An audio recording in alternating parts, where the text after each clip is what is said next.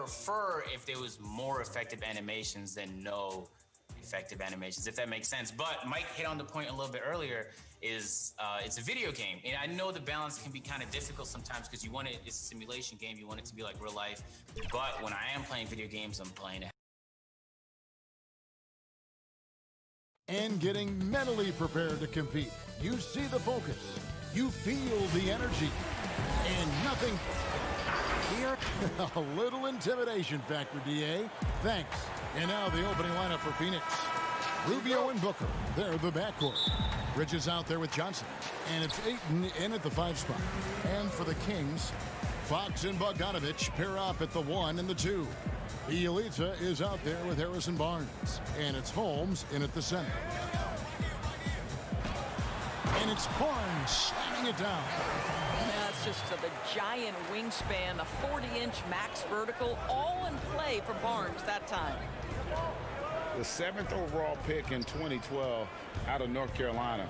Harrison Barnes won a title in Golden State.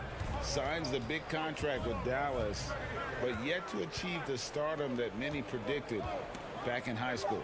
Just 3 to shoot. Bridges misses. And the Kings with possession. And Bogdanovich kicks to Fox. The 3 from Barnes. Rebound by the Suns. Greg, you look at Harrison Barnes. What's his best role? I mean, Kevin, he's a hard worker, able to hit the spot-up 3. Defensively, his strength gives him some versatility, just a solid contributor. Bogdanovich against Bridges, and the dunk by Bielitsa. Great finish. What a setup. Terrific ball movement there. Guys, they're looking for a way to score here. Yeah, they've had a tough time taking the lid off. Pass to Booker. Ayton trying to break free, and the Suns miss again. Very dangerous to leave a guy like that open. Lucky break there for the D. Bogdanovich passes to Fox. Nobody near Barnes.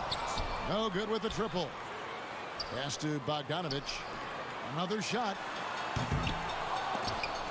And so it looks like the Kings will retain possession here.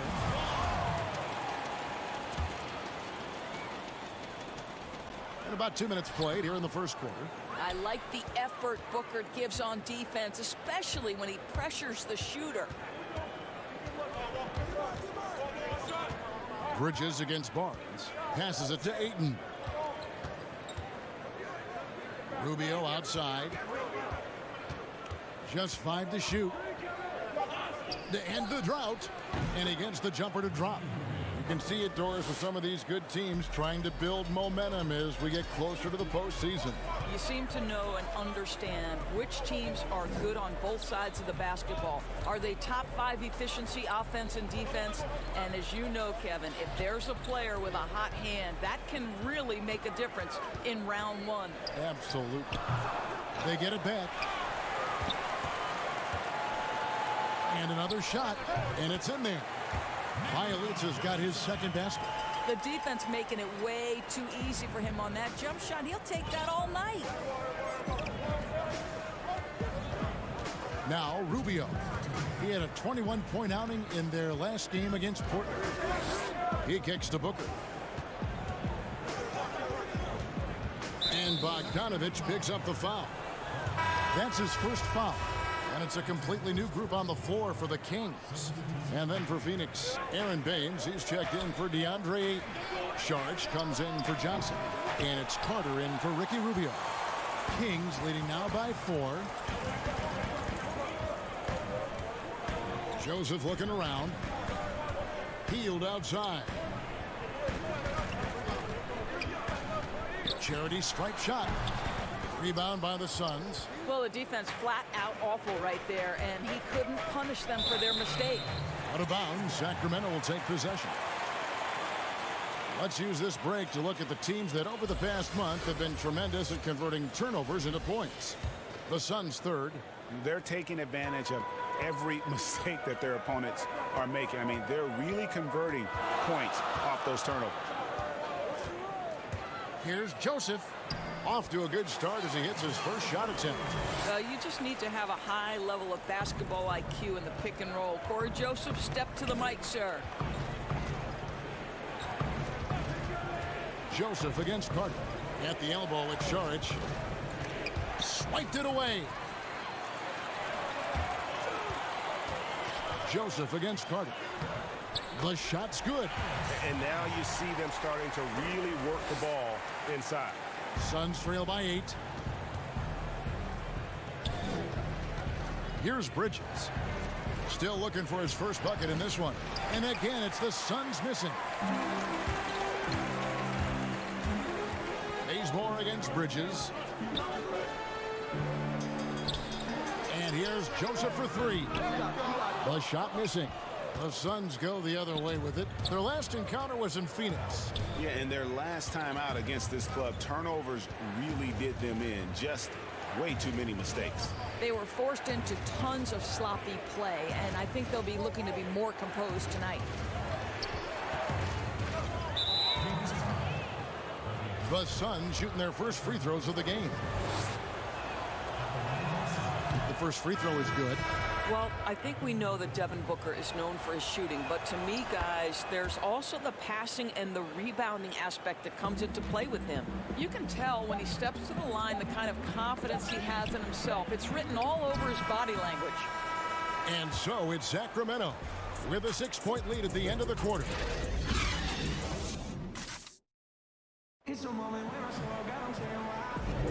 And for those of you just tuning in, the second quarter of action is where we're at right now.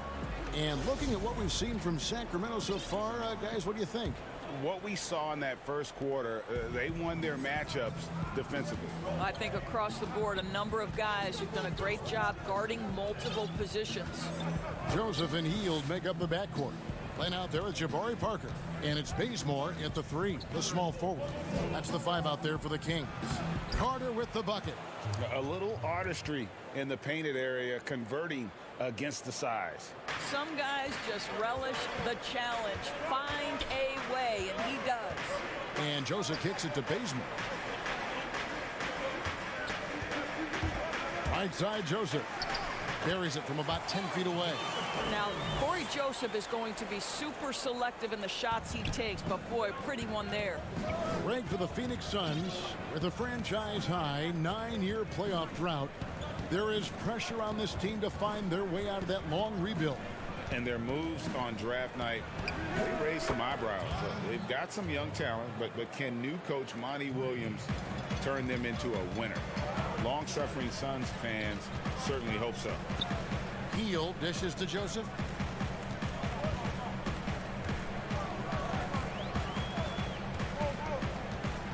Back to Hield. The pass to Joseph. Shoots from 12. That's good, and he's now 3 for 4 from the field. So cool under duress of that dwindling clock. Corey Joseph on point. Booker the pass to Jerome. Joseph against Carter. Lets the 3 fly. Tries again. And Kaminsky lays it up and in. Boy, you have to be cognizant of where people are when the shot goes up. Defenders not blocking out in that instance. Hield the pass to Len. Carter against Hield. And the layup's good off the glass. Hield's got his first bucket in this one. It really turned it around here in the second quarter after shooting less than 40% from the field in the first. Booker the pass to Jerome. Carter looking around. And it's Phoenix scoring again. And the lack of effort to fight over the screen there makes that an easy shot. You know, we see this all the time, Greg. You're basically, as a defender, hoping the man misses rather than putting in the work to get over screens. Hield against Carter. Back to Parker. Over Saric. Parker's shot is off. Suns trail by 3. Booker with no one around. No good. That would have tied And so Bazemore will bring it up for the King. Their next game playing at home as the Nets come into town. And that'll be the fourth of this 5-game homestand. Listen, Jabari Parker can flat out score. We know this. And the Suns here with a different look. Andre Ayton's checked in for Frank Kaminsky. Aaron Baines comes in for Saric. Johnson, he's checked in for Booker. And Ricky Rubio subbed in for Carter. And really, for a long time, the specter hanging over Buddy Hield was he's the player who was traded for DeMarcus Cousins. Hard billing to live up to, but he has made some giant leaps with his development. Len finds Parker. And Len gets it to go on the assist by Parker. Len's got his second bucket of the night. They've settled into a nice groove offensively here in the second. Here's Rubio. From out on the wing, he knocks it down. And Hield has slowly but surely turned himself into one of the elite shooters in the NBA. And guys, to be as locked in as he is from deep with his height and release is deadly. He's the kind of player who gets better as his teammates get better around him, and he is just now finding his stride. Something that's kept this game close is the fact that the rebound stats for both teams are almost identical. Out of bounds, Sacramento takes possession.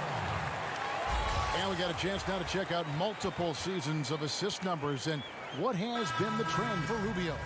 And the improvement he's shown as a passer is really noticeable. He's developed a much better understanding of how to spread the basketball around and how to keep the offense clicking. And he's a much better player because of it. And it's a completely new group on the floor for the Kings. Bridges, he's checked in for Phoenix. Johnson inside. He is covered by Bogdanovich. Kings leading now by 5. About 7 seconds separating the shot and game clocks. And Bjelica kicks to Bogdanovich. Here's Giles. And once again off the mark by Sacramento. The Suns have gotten exactly half their shots to go down here in the second. 5 of 10. And it's Ayton missing. Boy, he really wanted that shot, trying to make the defense pay for leaving him that wide open.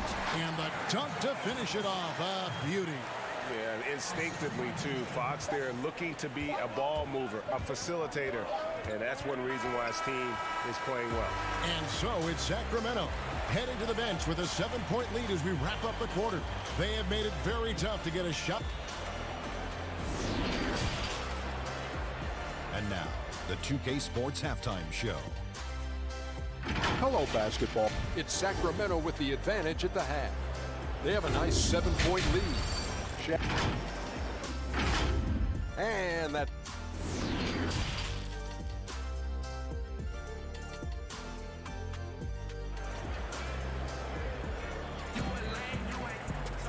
We played through the first half. Plenty of basketball, though, left in this one. You look at Corey Joseph. He's been really playing well. Yeah, and just look at the numbers from the first half. He has been very efficient. I think they've taken their time. They've showed incredible patience. It's a sign of a well-coached ball club. Our second half of basketball, and presented by Gatorade. Let's see who's all fueled up and on the floor to start the third. Setting the floor for the Suns, Rubio and Booker. They're the backcourt. Johnson is out there with DeAndre Ayton. And it's Bridges in at the 3 spot. And Ayton throws it down. Well, we're talking about a big-time rebounder. DeAndre Ayton's timing, excellent. And here is Holmes. He's been quiet so far. Still no points in the game.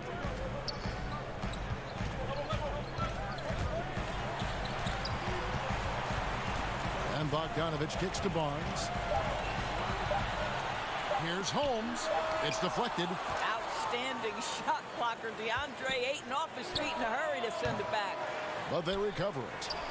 Got it. Good job in the low post. Ayton's got 4 points in the quarter. Yeah, coach's pet peeve there. No box out. But to me, Greg, this is a common theme that's running through the league right now. Guys looking to leak out rather than box out. Here's Bogdanovich, and he gets it to go. Bogdanovich has got his first 2 points of the night. And Doris, you played point guard. What do you like to see from that position? Well, I'm going to go back to the Showtime Lakers, which was my first team that I adored when I was a kid watching the NBA. And the reality is this, Kevin, I love to see teams play in transition, get out in the open floor. What's better than watching Steph Curry cross half court with a full head of steam and the defender knowing, oh, good God, anything could happen here. He might pull a three, he might finish in spectacular fashion off the run, or he might find a teammate for a momentum-building three. Like, get in transition and run, baby. And it's coming easy for them right now. 5 baskets in a row in the paint. Booker the pass to Ayton. Barnes with it. Bridges covering. Offensive rebound. And it's stolen by Ricky Rubio. Down low. And stolen by Bielitsa. Now here's Holmes. Covered by Rubio. It's Bogdanovich on the wing. The kick out to Fox. And again, the turnover by the Kings. It's getting late in the season. Let's see how the standings are out west. Look at the Kings. They're 10th in the conference, still looking to claim a spot for the playoffs. And checking out Phoenix, a few slots below them. And when you look at Sacramento, they haven't had the great season that some were expecting, but it hasn't been a disaster. They just need a few things to go right for them down the stretch. It's an amazing thing. If you can get a couple of wins, generate some momentum, you've got to believe they'll be just fine. Well, that possession to me highlights the importance of creating for your teammates. Carter outside. Booker outside. Shot from the wing. Yep, that one goes. Booker's got 7. Boy, that one was not easy. Every once in a while, you just make a tough shot. Bielitsa. Back to Hield. And there's the call on Dario Saric. That's foul number 2 for him. Some changes for Sacramento. Giles checked in for Rashawn Holmes. And Parker subbed in for Bielitsa. And the Suns also making a change. Aaron Baines, he's checked in for Mikal Bridges. Well, he's letting them know he's in the house. Parker playing with great intensity on the offensive end. You know, obviously it's been a tough go for Jabari Parker out of the gates in his career. He had to handle a couple of injuries early, but this is a former number 2 overall pick. And what we know unequivocally is this guy can put the ball in the basket. Can he find the right situation where he can flourish? I know he's got to be frustrated right now, but the team is fighting from behind. He's got to stay with it. Sacramento moving it around. And Fox gets it to go. Fox has got the lead up to 9 now for Sacramento. Assists like that have typified their effort today. Terrific ball movement. Back to Booker.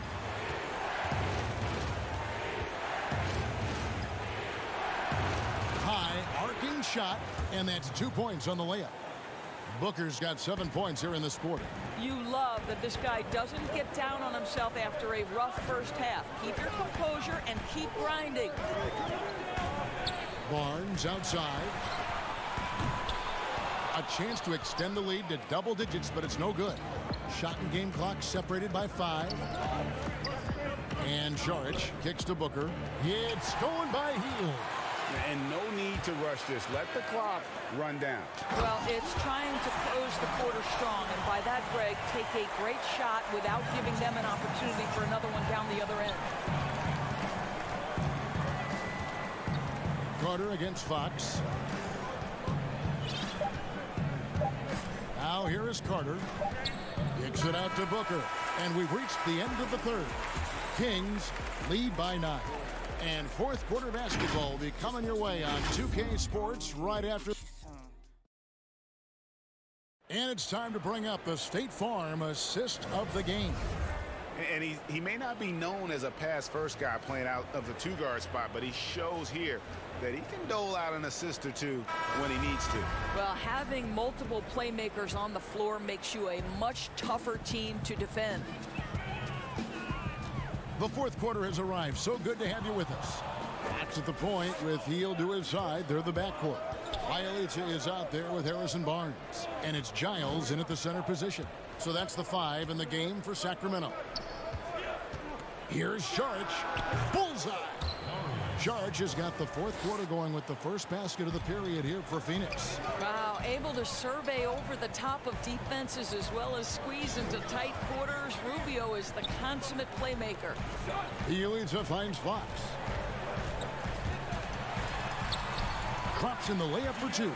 They are just killing them on the interior. Suns trail by 9.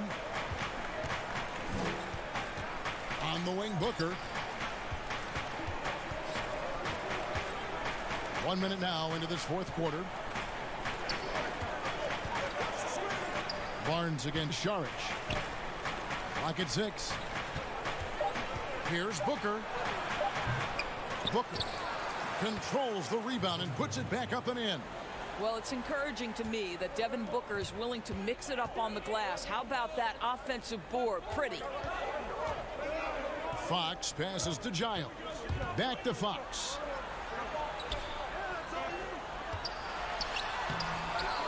Second chance effort. Pass to Bialica. There's the feed to Fox. Pass to Barnes. Deflects the pass. Tries to keep it alive. And that's out of bounds. Sacramento will retain possession. And now a look at the upcoming schedule for Sacramento. On Sunday, they'll face off against DeAndre Jordan and the Brooklyn Nets. And then on Tuesday, they'll go up against Kristaps Porzingis and the Dallas Mavericks. And for the matchup with the Rockets, you know they're going to be amped up for that one. And they'll need to be. That's going to be one tough game for that group. Here's what Sacramento's going with right now. Rashawn Holmes, he's checked in for Giles. And it's Bogdanovich in for Heel. Mikal Bridges checked in for Phoenix. Rubio offline with his 3. Kings leading now by 7. Bridges with the steal. Oh, and the jam by Johnson. And such a huge play, guys. I mean, that's a 4-point swing, possibly. Tremendous steal and conversion right there. Bogdanovich passes to Holmes. Oh, that's blocked. Bridges, no one around him. But he stays with it. And Rubio kicks to Booker. His 3-pointers off the mark. For Sacramento, they've gone 1 of 3 from the field to start the fourth quarter. Bogdanovich finds Holmes. And there's the call on Devin Booker. That is his first foul of the game.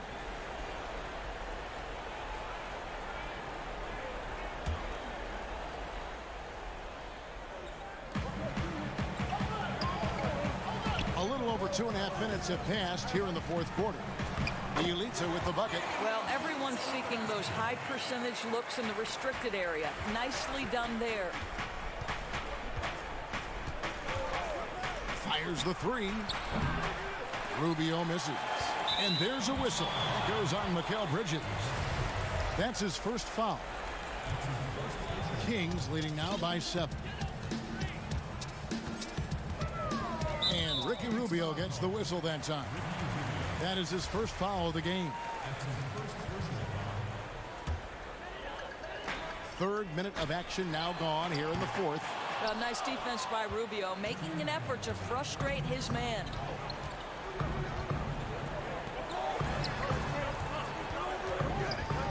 The tray. Bogdanovich grabs the miss. Simply put, a bad shot, guys. They all know they can get a better look than that. And there's a whistle. That goes on Mikal Bridges. That'll be his second foul of the game. 1:43 left in the fourth quarter. Fox against Rubio. Fox dishes to Barnes. 6 to shoot. Bialica passes to Fox. Hands it from downtown. And now a 10-point Kings lead. And Fox must continue to work on that shot. When he's knocking it down from there, boy, the D is in trouble. High post shot. Bridges misses. He is single-handedly dropping the temperature in here with that cold streak. He is trying to shoot his way out of it, and it might be better for him to pass the basketball at this point. Fox with it. Knocks it loose. Back to Bogdanovich. Fox passes to Bogdanovich. And they turn over the 24-second buzzer, signaling the shot clock violation. On a heel, he's checked in for the Kings. Phoenix has gone ice cold from three-point land, 0 of 4 since the start of the final quarter. Top of the key. And the Suns miss again. I think this is a spot he has got to become more consistent from if you want to command the defender's respect. Barnes kicks to Fox.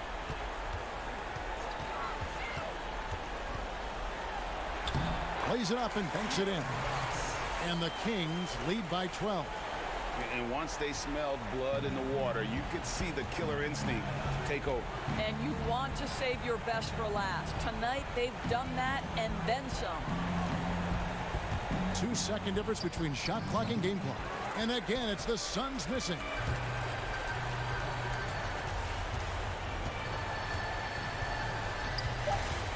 Healed outside. From deep three-point range, gets the bucket. And that is what Hield does. This guy is a gunner.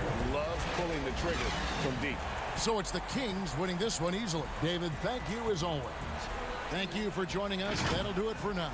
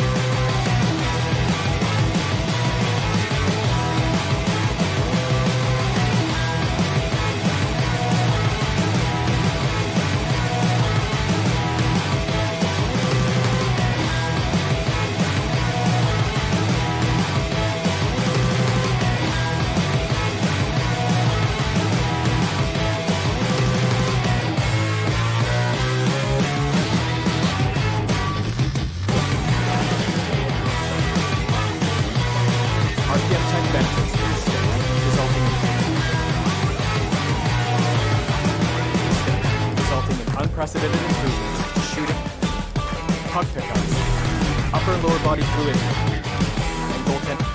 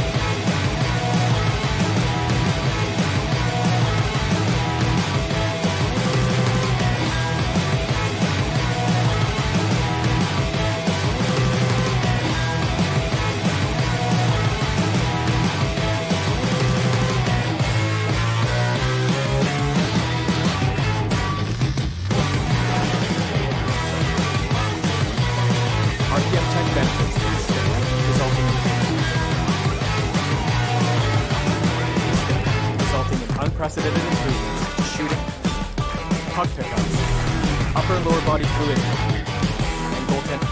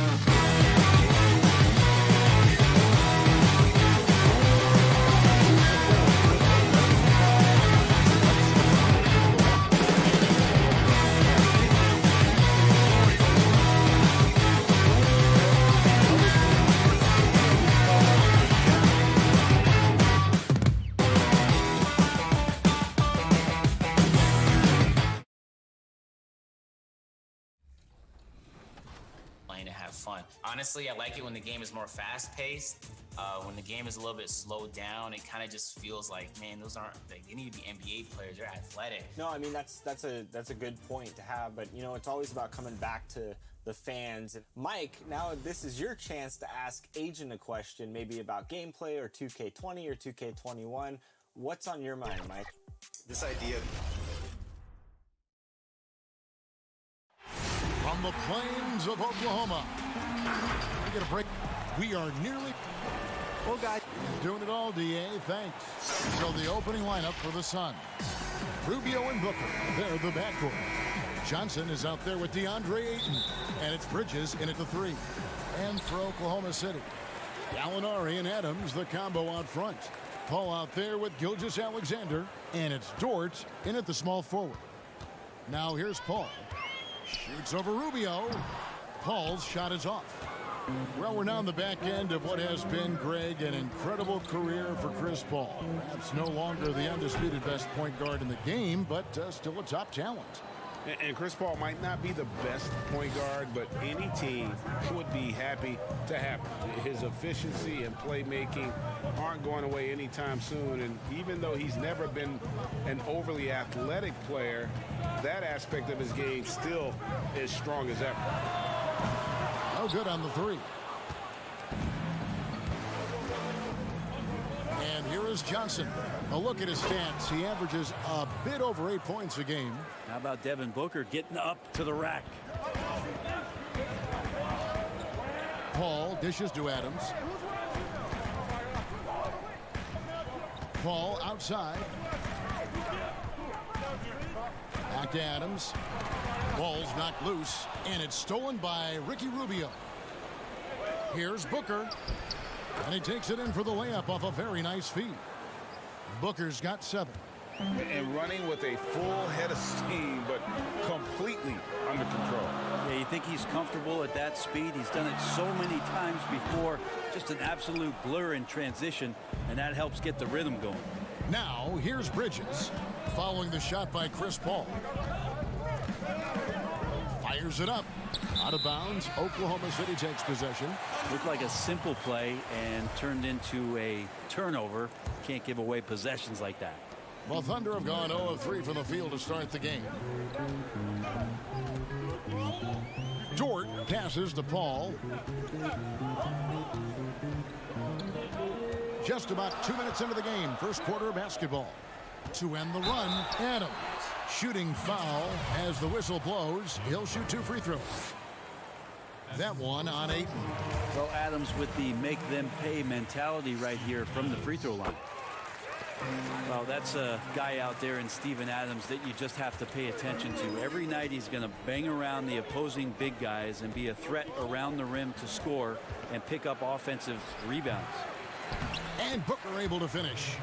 He's got 9. He's firing on all cylinders. Has to be happy with his 4 of 5 shooting from the field so far. If you're just tuning in, we played about 2.5 minutes here in the first. And he gets that one to go off the front iron. And with Adams on the offensive glass, he is impossible to move. Well, that's a big reason why a couple years ago, Kevin, he grabbed more offensive rebounds than defensive rebounds. So you know he's going to live in the paint. And a long windup and strong follow through on the one-hand jam. Yeah, he's not going to mess that one up. Paul against Rubio. On the wing, Booker. Back to Rubio. Jacks up a 3. It's rebounded by Oklahoma City. 1:51 left here in the opening quarter. Here's Dort, and he jams it with authority. Gallinari at that size can do a little bit of everything, and I like to see him dishing the rock. Booker outside. Shoots from the line. That one is good. He's only missed 1 shot of his 6 taken on the floor.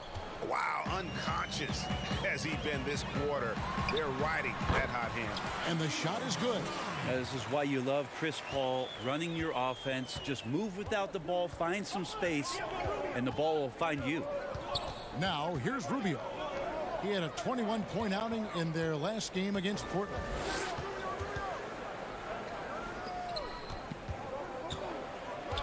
Five on the clock. Booker outside. Misses the 3.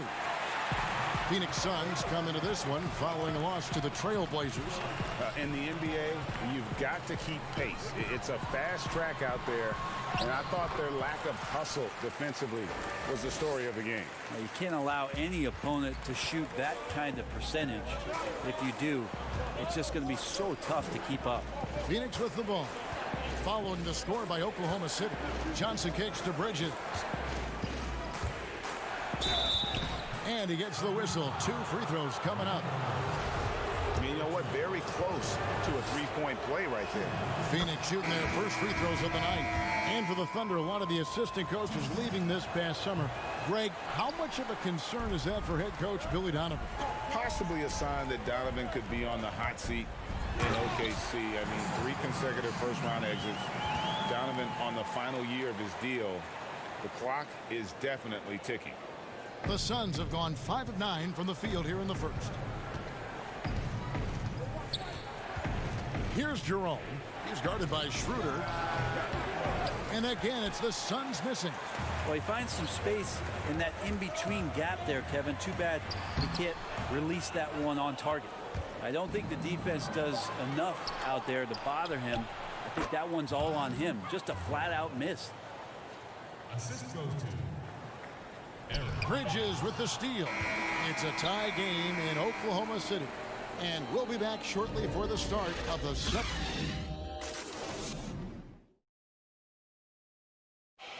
Chris Paul talks about the matchups he faces at the point. Toughest position in the NBA night in and night. And CP3, one of the most competitive players in the game. It's an obsession with him, and you can see how hard he gets after it every time he takes the court. And we hope you're enjoying the game. Both teams tonight keeping things pretty even so far in the scoreboard. What stands out to you from Oklahoma City in this one? Boy, their offense looks really good when everyone's in sync. Terrific first quarter. They couldn't ask for a better one right now. Just a complete rhythm by all the guys who got some minutes. Wonderful start. Mike Muscala out there with Noel. Then there's Dennis Schroeder, and it's Ferguson in at the small forward position. That's the group for Oklahoma City getting going here in the second. And he's an automatic finisher when he gets into that area. He is, and he picks the simple one-hand stuff to get the 2 points. And it's Schroeder in the corner. 6 on the shot clock. Ferguson, the pass to Diallo. From outside, off the mark. Not quite enough defense that time around. Just lucky he was off. Well, it's been up and down the last few years for Nerlens Noel, but there are still some impactful numbers for the minutes that he's on the floor as a rim protector. It's stolen by Schroeder. Second quarter, and we're just over a minute in. And for Noel, his numbers will never match the visual impact he has on the floor, wouldn't you say? Oh, he's definitely a player about the little things out there, just being a rim protector, making sure that guys think about him when they're attacking the rim. Puts it up from 12. Up again, and Baines pulls it down. The Suns leading. The shot by Carter, nobody around. Jerome, and it's Phoenix scoring again. To leave a guy like that wide open from range, big mix-up. Here's Noel. Uses the glass to finish the layup. Noel's got 4 this quarter. Great to have Noel active like that, proving how dangerous he can be on the inside. Here's Jerome. Here's Kaminsky. First shot, first basket. He's out of the blocks fast. And they've done well at taking advantage of some late defensive rotations and getting the ball in the paint. Ferguson kicks to Diallo. Here's Schroeder. It's hauled in by the Suns. They can look forward to the American Airlines Center after this game. They'll match up against Dallas. That'll be the 3rd game of this 3-game road trip. Under trailing by 4, and they're on the break. Here's Diallo. Laid in with a nice touch off the glass. Suns have gone 3 of their first 5 shots to drop here in the second quarter. To the inside. Here's Kaminsky. That's his second shot and his second basket. He's 2 for 2. Player development, not just a coach's job, Brent, something you're active in right now. And, you know, there are some players who are playing careers, who are terrific mentors and teachers on teams. There's no doubt about it that there are guys. I think about first what Vince Carter has provided to the teams he's been around in the past couple seasons. Zach Randolph, to some degree, was doing that as he moved from Memphis to Sacramento. But there are guys who are still players and that are on the floor contributing and doing big things like Chris Paul and Mike Conley that are such huge attributes to an organization when they start to introduce the changeover in their roster or the next phase of their team.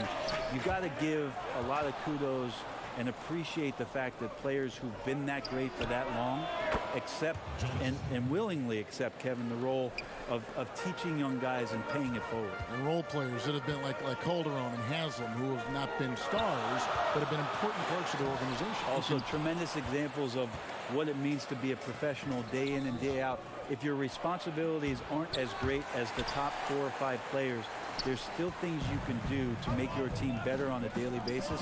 Those are 2 great names, Kevin. Got a piece of it. To the paint. Here's Muscala. Out of hand on it. Oh, man, it's 7-1. Not a good idea to challenge Ayton there. Rubio with a wide open look. The rebound by Steven Adams. Under trailing by 5. There's Gallinari with the 3. A 3-pointer is right on target. Gallinari's got 5 points so far. One of the more skilled offensive players that is on the floor here tonight, Kevin. Not an easy fella to hold in check. And Dennis Schroeder gets the whistle that time. That is his first foul of the game. For the Thunder, Shai Gilgeous-Alexander's checked in for Muscala, and Paul subbed in for Dennis Schroeder. And the Suns making a change here as well. Bridges checks in. The shot by Rubio.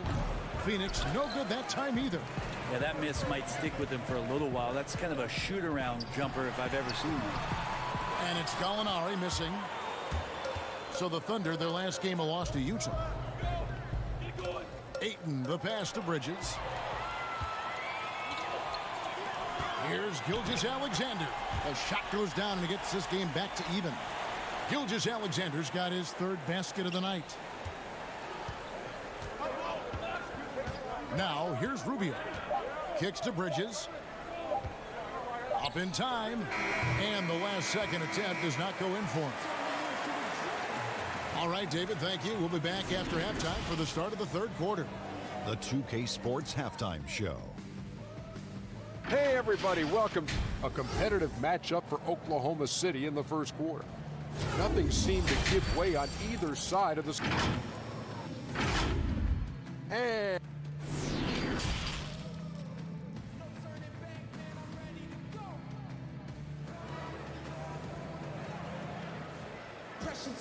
And after a fairly even first couple of quarters, the second half could turn out to be a great one as both teams try to gain an edge.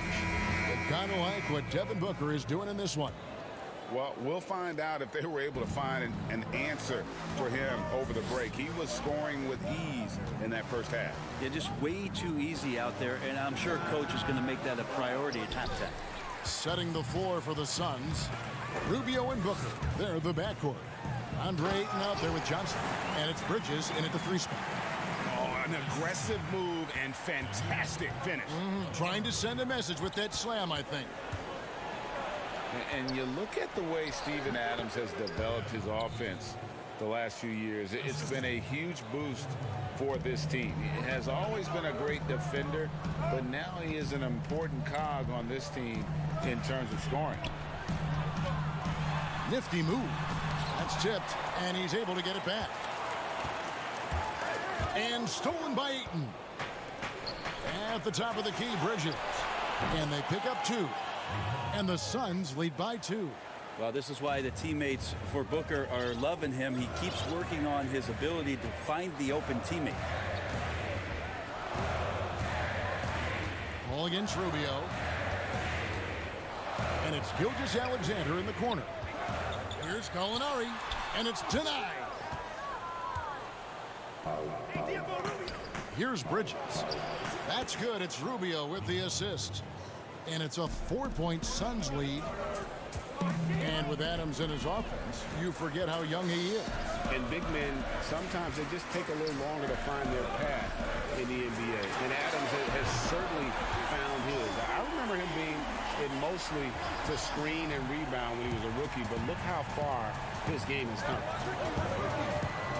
And Rubio kicks to Bridges. Back to Rubio. The pass to Booker. Shot clock at 6. Goes up on the wing. It's rebounded by Oklahoma City. Adams has got 6 rebounds now in the game. Here's Gilgeous-Alexander. Misses from close range. The Suns have gone 3 of 5 to start the second half, developing a nice rhythm out there. No good from Booker. And Gilgeous-Alexander's got the ball here for the Oklahoma City Thunder. They trail by 1. It's just a master class when Chris Paul has the ball. Great at orchestrating the offense and right there finding his teammate. Booker in the corner. Down goes basket number 6 for him this game. He's taken 12 shots and made half of them. Guys, we're not through 3 quarters of play, but 6 lead changes already in this one. Yeah, competitive, and I think we all can agree that we thought this would be the type of game that would come down to the end. Maybe a time to rest him right now. Just give him a bit of a breather. Try to help him get back on track. The putback. That shot missing. Now the Suns take it the other way. The 3. But they get it back. Oklahoma City's gone 1 of 2 from beyond the arc since coming out of the break. Gilgeous-Alexander with it. Now guarded by Booker. Paul's shot is off. Phoenix has gone 0 of 2 from deep to start things here in the second half. Johnson, a wide open look. Dort grabs the miss. And guys, you've heard of overpassing. Well, that shot was an example of underpassing. Maybe they can find a way to establish some rhythm in the next few possessions with the extra pass. Look at all the coaching changes that the Suns have had through the years, and some of these young players have heard a lot of voices. 7 in the last 8 years, and the team's performance has shown that kind of inconsistency with up and down seasons. This can make it so much easier for your teammate when you throw that lead pass that gets to him right on the money, whether that's on the run or in the shooting pocket. As we approach the 4th quarter, still anyone's ball game. Yeah, neither team able to create much of a cushion. The Suns trailing to the middle. That's tipped. Here's Johnson, and he uses the glass on the layup.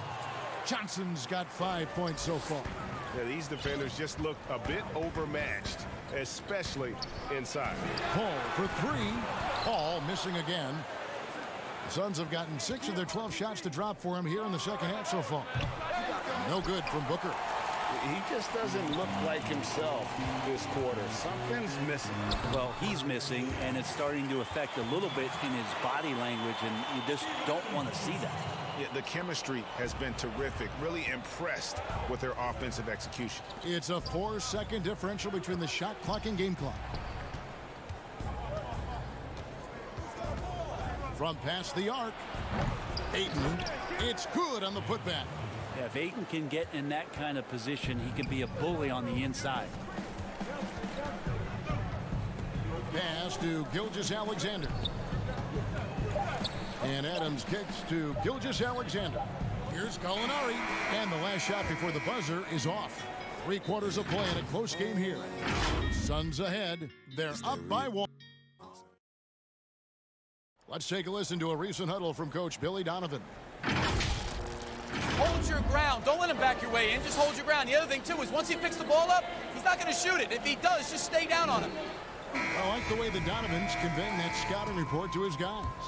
I mean, knowing how your opponent plays is important, and I think he's on point on this one. Well, this has been a great contest so far, and I imagine the fourth quarter could have even more action in store for us. All fueled up and ready to go. Let's reset the lineups courtesy of Gatorade for the fourth quarter. So the Thunder 5 right now. We've got Andre Robertson.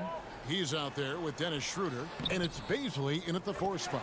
And with that, the Phoenix lead is cut down to just 2 points on the bucket from Noel. And this is the effort you want to see out of your guys, win or lose. A great example out here of just a no-quit team continuing to compete until the final buzzer. Saric has checked in for 8. Out to the right wing, and the ball travels out of bounds. It was last touched by Schroeder.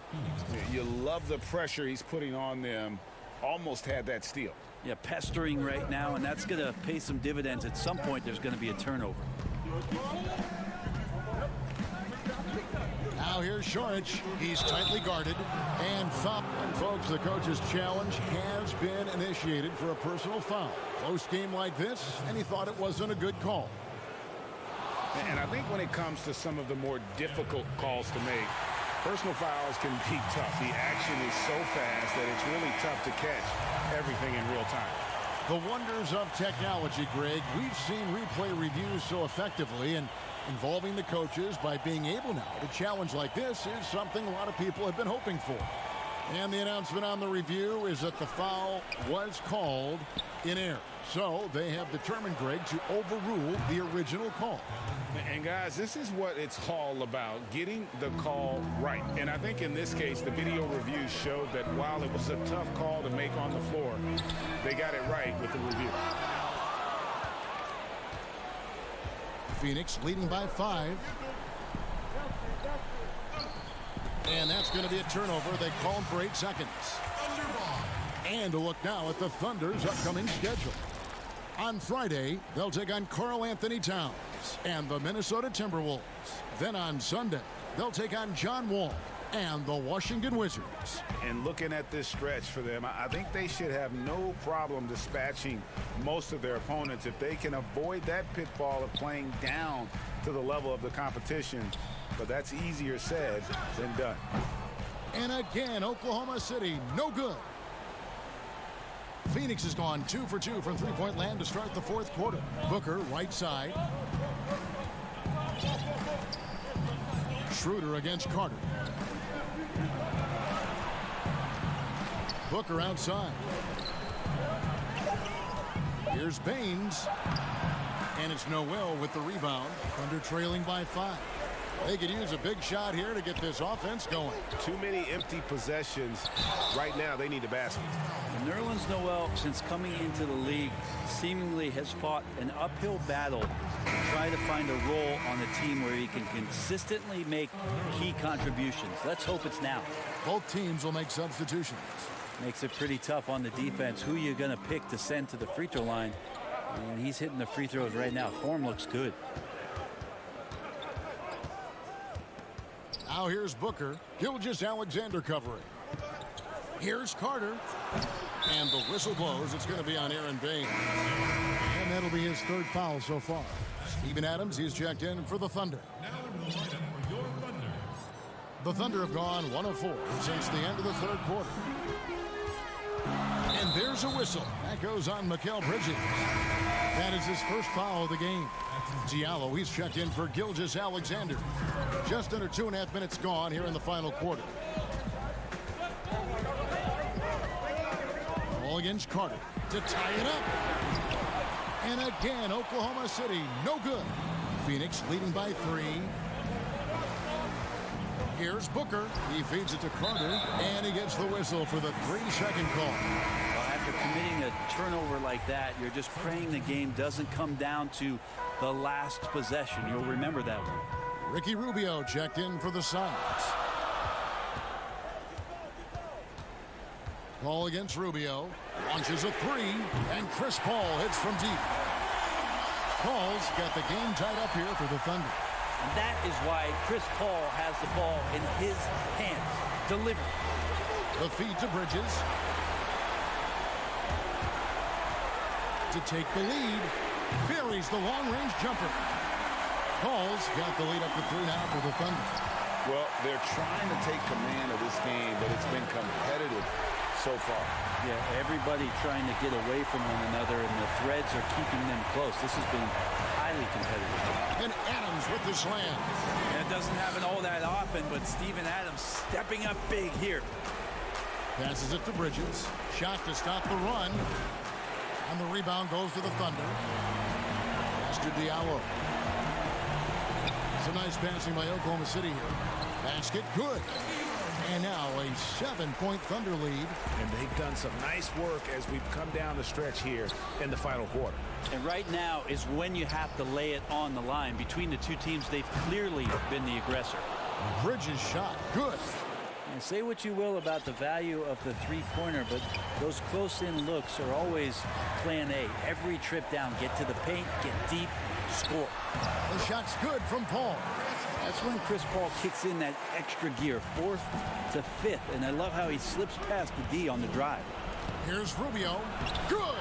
Oh, and that cuts the lead to just 5. That's an excellent play call to free him up from the defense. Well, taking advantage of that opportunity, it does not get any more high percentage than that one. The drive by Paul, 8 for 15 with that made basket, but he's not satisfied yet. Chris Paul tapping into that absolute best magic tonight. For a long time, he set the standard for point guard play in the NBA. I think if I was coaching these guys right now, especially him, I'd tell him, you take one more three-point shot, and we're going to have some conversations here side by side.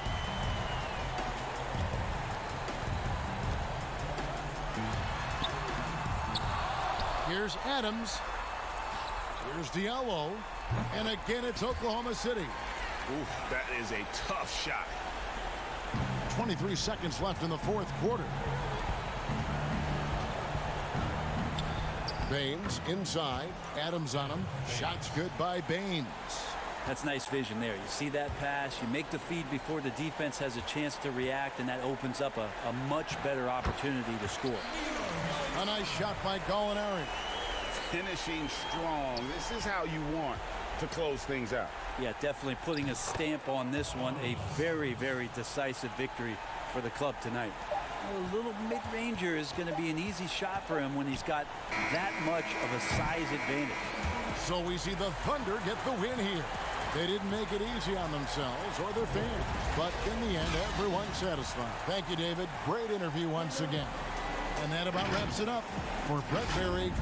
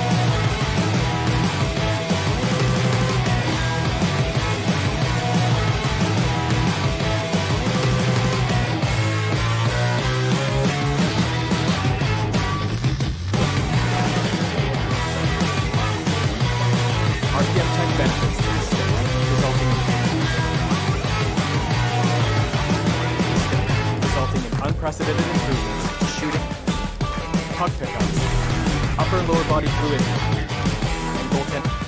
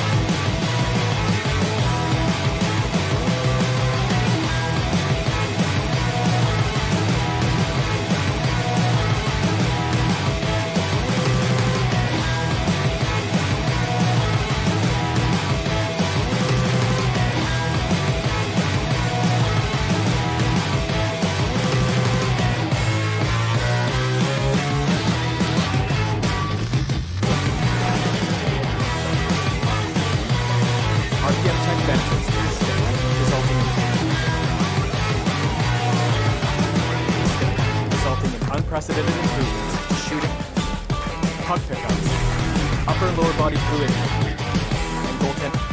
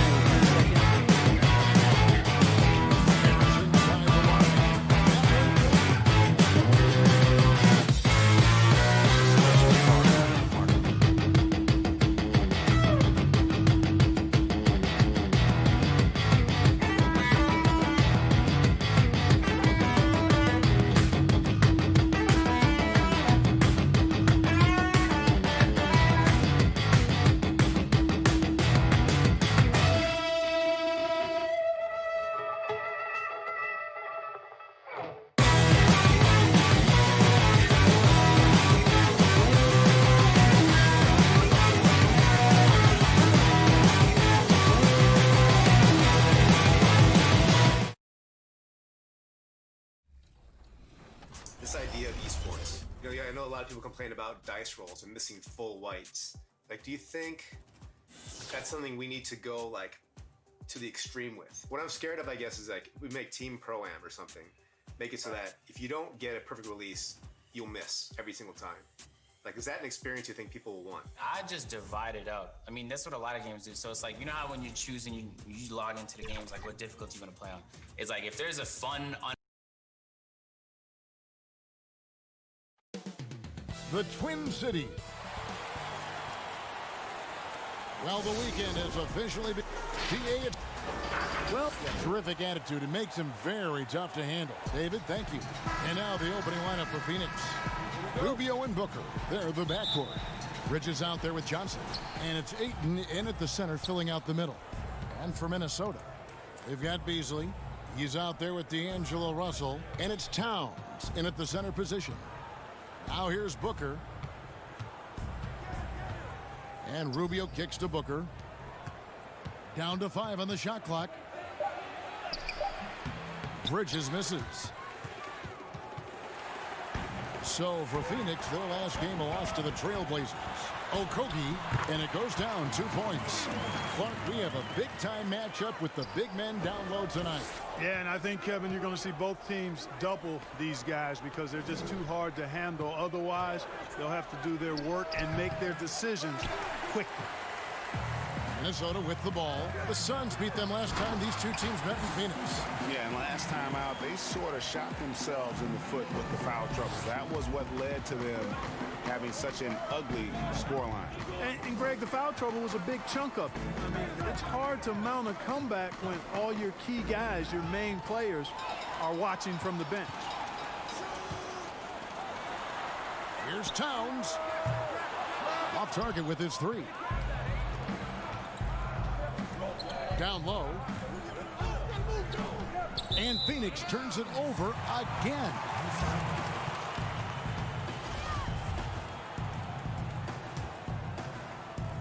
So for Phoenix, their last game a loss to the Trailblazers in Portland. And the call on the shot that sends him to the line. Well, you've got to give a lot of credit to Josh Okogie. I mean, he was the 20th pick in the 2018 draft and really well ahead of the curve as a rookie and even saw starter minutes later on in the season. That's a great get for them. And meteoric rises not uncommon for Okogie.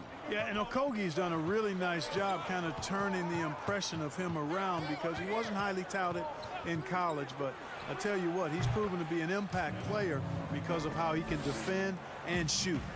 And the lack of effort to fight over the screen there makes that an easy shot. Well, I'm going to credit the screen. I mean, that's a good, strong pick he lays there.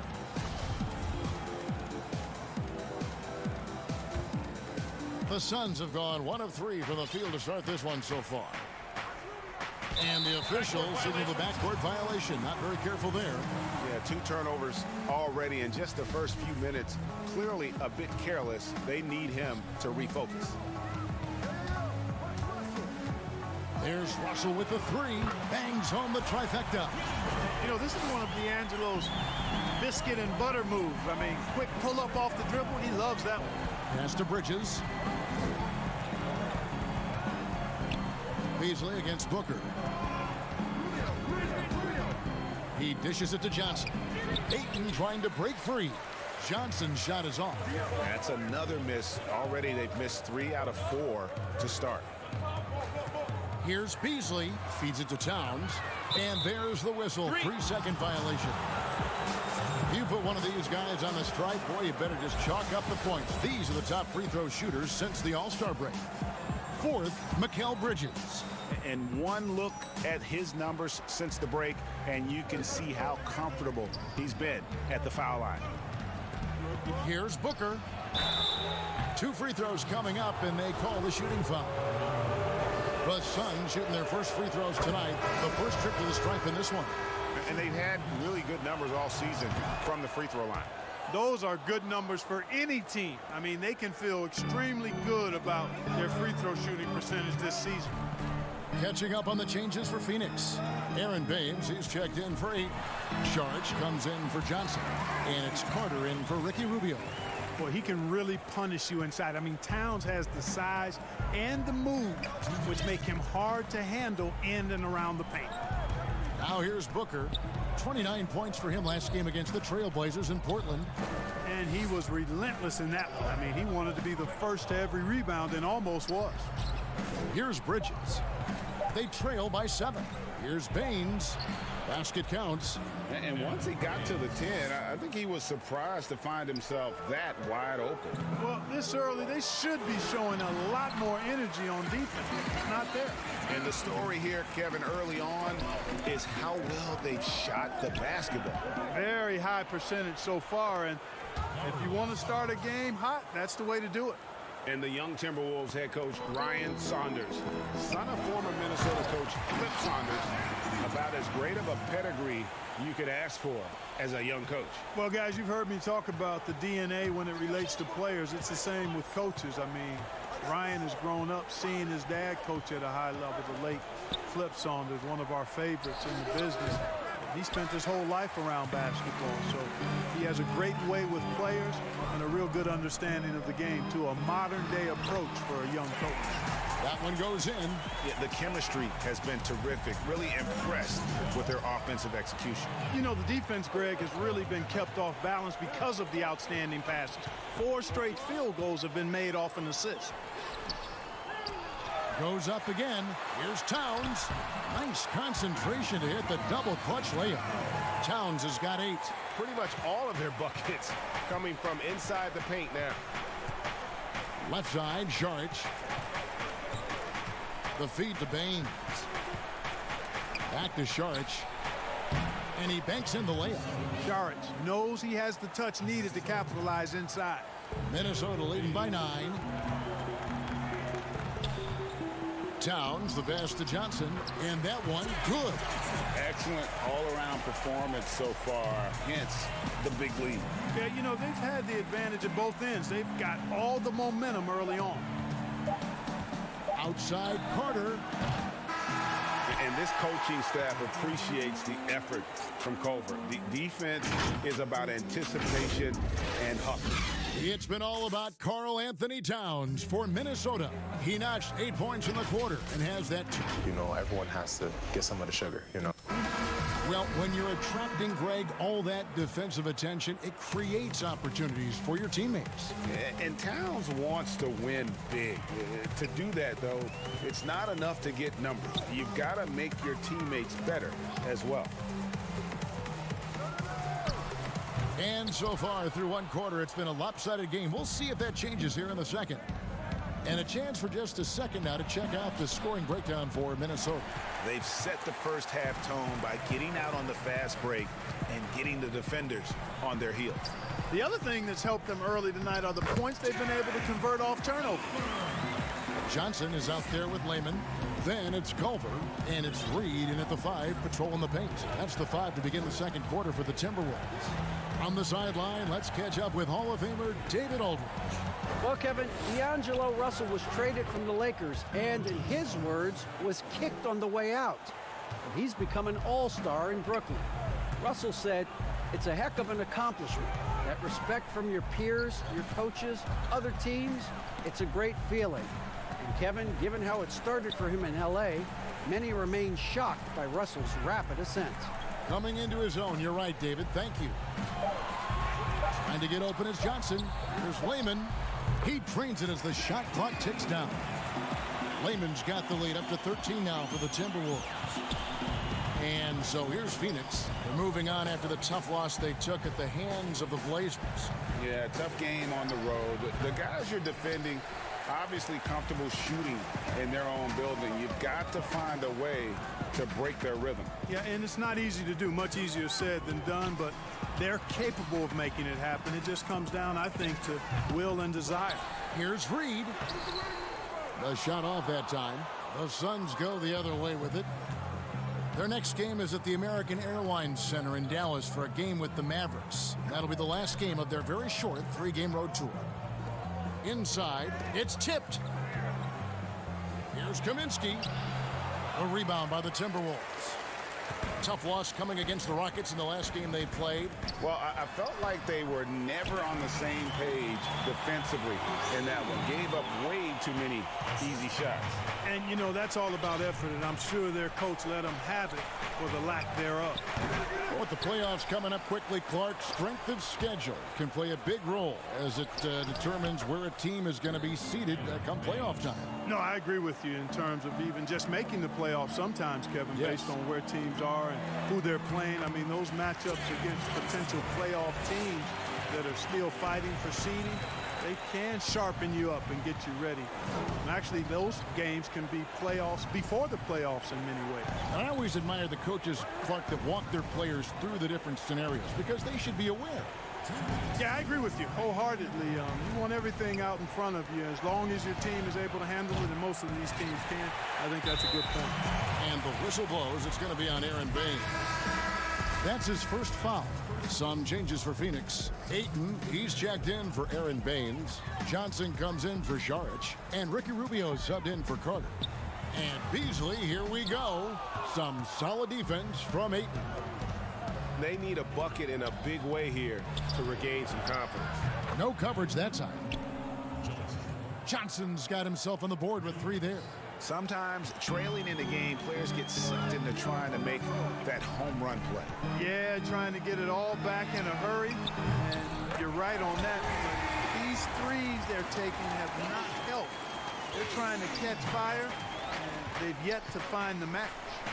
Rubio with a wide open look. Hernan Gomez grabs the miss. It's a +5 advantage for them in rebounding after that one. Here's Kaminsky. He's been patient so far. Nothing on the scoreboard yet.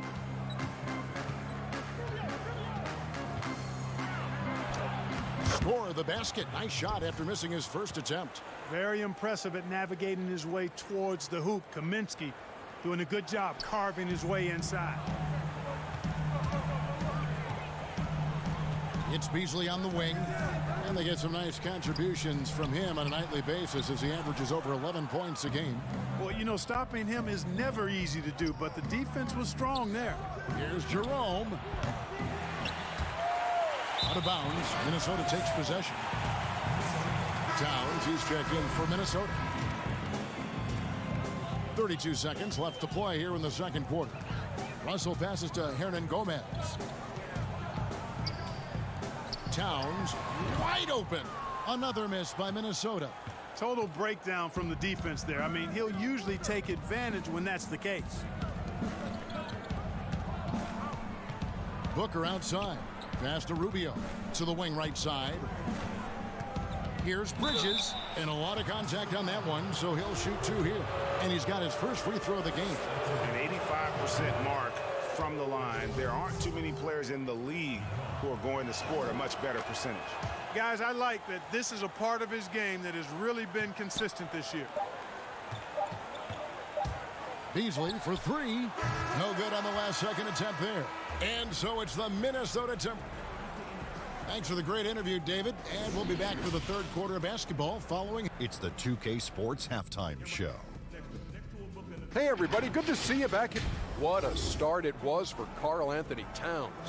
He had 8 points, 2 of them. And that...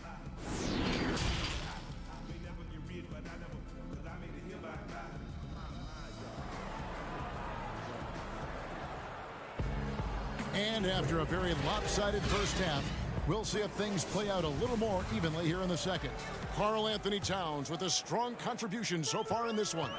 You just love the patience in that first half. Waited until he got the look he wanted. Well, you know what, guys? It was all about efficient offense, not rushing things, taking your time, finding the best shot on every possession. Getting underway in the second half. Here's the 5 for Monty Williams. Rubio and Booker. They're the backcourt. Johnson is out there with Bridges, and it's Ayton in at center. Booker dishes to Bridges. Rubio against Russell.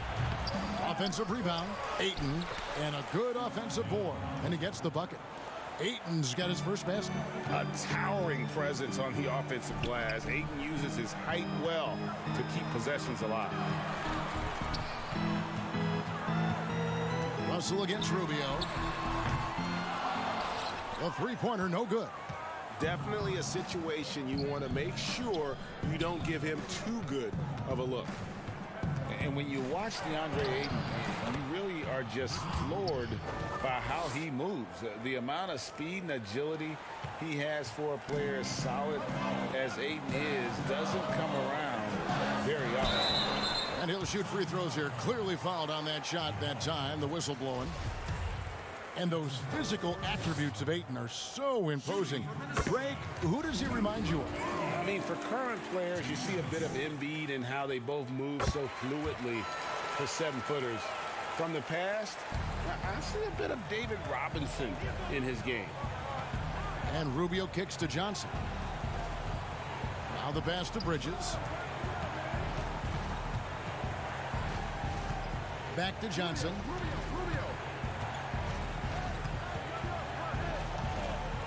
Four on the clock. And Karl Anthony Towns pulls it down. And so it's Russell with it. He'll bring it up for Minnesota. The biggest lead of the game, 15 points. Suns trail by 11. Out to the wing. Rubio, the pass to Bridges. Here's Booker.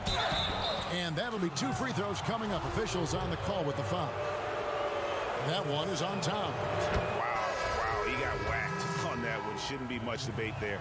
Blatant contact. Straightforward call. Simple. Some changes for Minnesota. James Johnson's checked in for Hernan Gomez. Jake Layman comes in for Josh Okogie. And Culver's subbed in for Beasley. And for the Suns, Aaron Baines comes in for Ayton. And Dario Saric subbed in for Johnson. Well, I tell you what, so hard trying to corral Towns. He's got excellent strength, good feet, good hands, and he's got a will to score the ball that you've got to appreciate. Up top, Rubio. He's been a reliable scorer for him as he's averaging up over 13 points a game. Attacking the defense with the pass there, Kevin. Rubio with great vision and no hesitation on the delivery. Baines with the block. It's tipped. Culver with the steal. Here's Layman, and he goes in for the dunk. That's a double whammy, guys. That's right. A great defensive play, then the emphatic stuff. Well, turning defense to offense, we talk about it all the time. Try to hit your opponent at the other end before they can set up the defense. And we're going to have a jump ball. It's tied up there.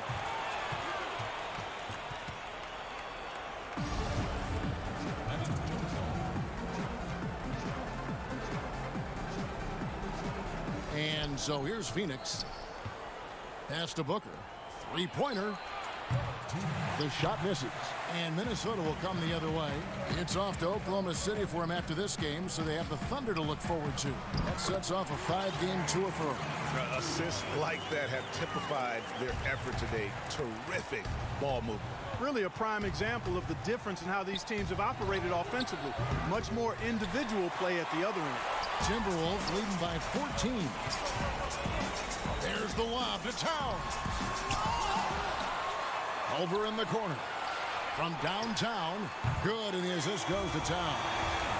Towns has got his 4th assist in this one. Outstanding vision, plus the height of Towns allows him to see over defenders. And you think about the 2 best talents in Wolves history, KG, obviously, and probably Big Cat. I would not disagree. I mean, KG is a Hall of Famer. The Cat, Karl Anthony Towns, has been terrific early in his career. The rebounding and scoring, the versatility at that size between those 2 guys. Well, it could have possibly been like the Admiral and Tim Duncan. Well, maybe not quite that good, but really good. Baines dishes to Rubio. No good, unable to end this run. Minnesota's gone 1 of 4 in 3-point shots here in the 3rd. And that one's good. Russell. And there's a pattern starting to take shape here. They're working it inside and getting good shots from close range. Well, I agree with you. 4 of their last 5 baskets have been exactly of that variety. Minnesota leading by 19 points. Johnson left side. A good finish at the rack off the slick feed. Johnson's got 8. And this has been a great job of just getting into the middle of that defense and really scoring effectively from the paint. Bridges for 3. And Rubio kicks to Booker. It's deflected. Towns with the steal. Here's Lehman. 2 free throws coming up, and they call the shooting foul. I mean, even from over here, you could see that one pretty clearly. No question about it, Greg. I mean, a ton of contact and a good call by the officials. And so he makes both from the line. It'll count. The shot that time, not on target. And so it's the Minnesota Timberwolves riding high with a 23-point lead heading into the break. The scoring has been tremendous, and they are shooting lights out with very high accuracy. We'll get right back to the action when we return. And let's take this opportunity now to show you our State Farm assist of the game. Yeah, a terrific, unselfish play right here. Set up his teammate, and how about the setup this was? Yeah, and as a 2-guard, he's typically not a reluctant shooter, so it was really nice to see him orchestrating for a teammate instead. And there may not be a lot of drama down the stretch as we head into the 4th quarter, but stranger things have happened. Okay, now let's reset our lineups courtesy of Gatorade, all fueled up and ready to go for this 4th quarter. On the court for Minnesota, D'Angelo Russell out there with Beasley. And it's Hernan Gomez in at the 4-man position. He does not lack for confidence. He shouldn't. I mean, this guy is a dangerous scorer. The Timberwolves working the ball around now. Here's Reed. The mid-range jump shot, you talked about this a lot, is still valuable if you can hit it with consistency. Yeah, and if it's a quality shot, Kevin, I think you should shoot it. Move the defense, move the ball to get a quality shot, and I think one of the very best at knocking down the mid-range jump shot, Kevin Durant clearly. And how about Chris Middleton? Elite mid-range jump shooter, and DeMar DeRozan as well has a strong mid-range game too. And Phoenix making a change here. Rubio's checked in. Near the 3-point line, it's Booker. That one a little long. Just a solid performance on the interior. The rebounding has been off the charts. Yeah, you look across the board, it's actually sizing up, shaping up to be a great game. I mean, strong performances throughout, and they've really been strong on the glass. And a look at how the offensive approach has been going here so far for the Timberwolves. They keep piling up the assists, and they haven't cooled off at all. They've repeatedly gotten out on the break tonight as well and scored a lot of baskets in transition. Oh, a nice tip in to salvage the points from that missed shot. And those second chance points can add up. And if you're the defensive team, it just kills you to give up baskets like that. The man has no heart, and that's poor defense for a team that has a long way to catch up. They look pretty demoralized to me, and that always shows through at the defensive end first. Rubio, the pass to Ayton. Johnson in the corner. Another 3 for Phoenix. The real. Come at us, and we're coming right back at you. A little back and forth from long range. I love it. That's a terrific answer there. Russell finds Beasley. Good, and the assist goes to Russell. And that's now 11 points for Beasley. I love his shot selection today. He set the bar for the rest of the team. Booker, the pass to Johnson. They get a hand on it.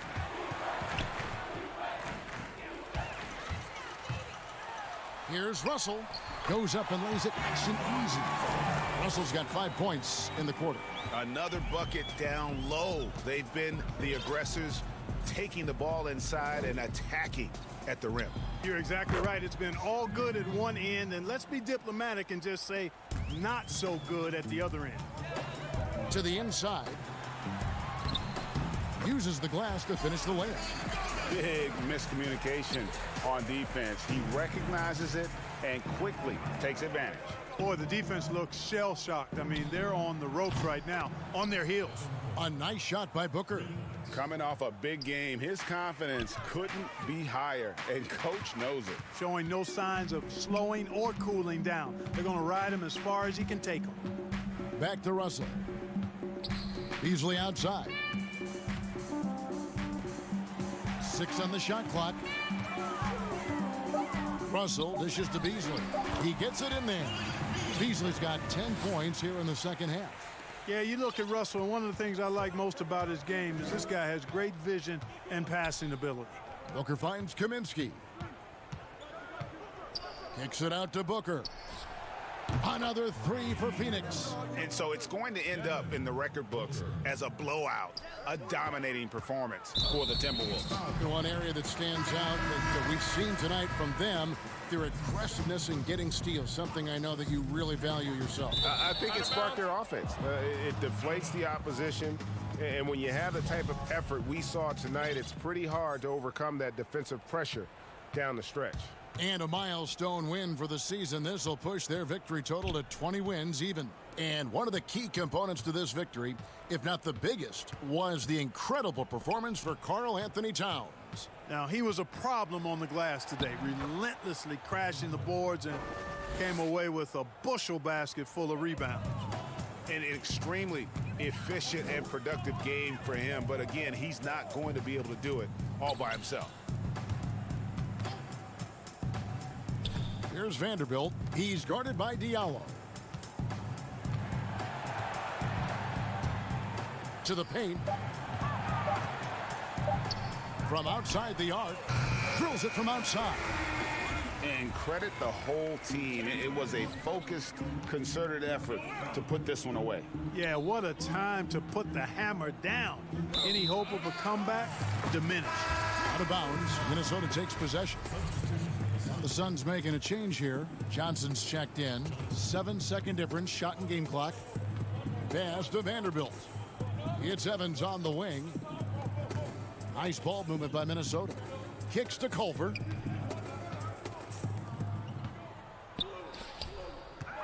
Now the dish to Evans. Now here's Culver. He's guarded by Johnson.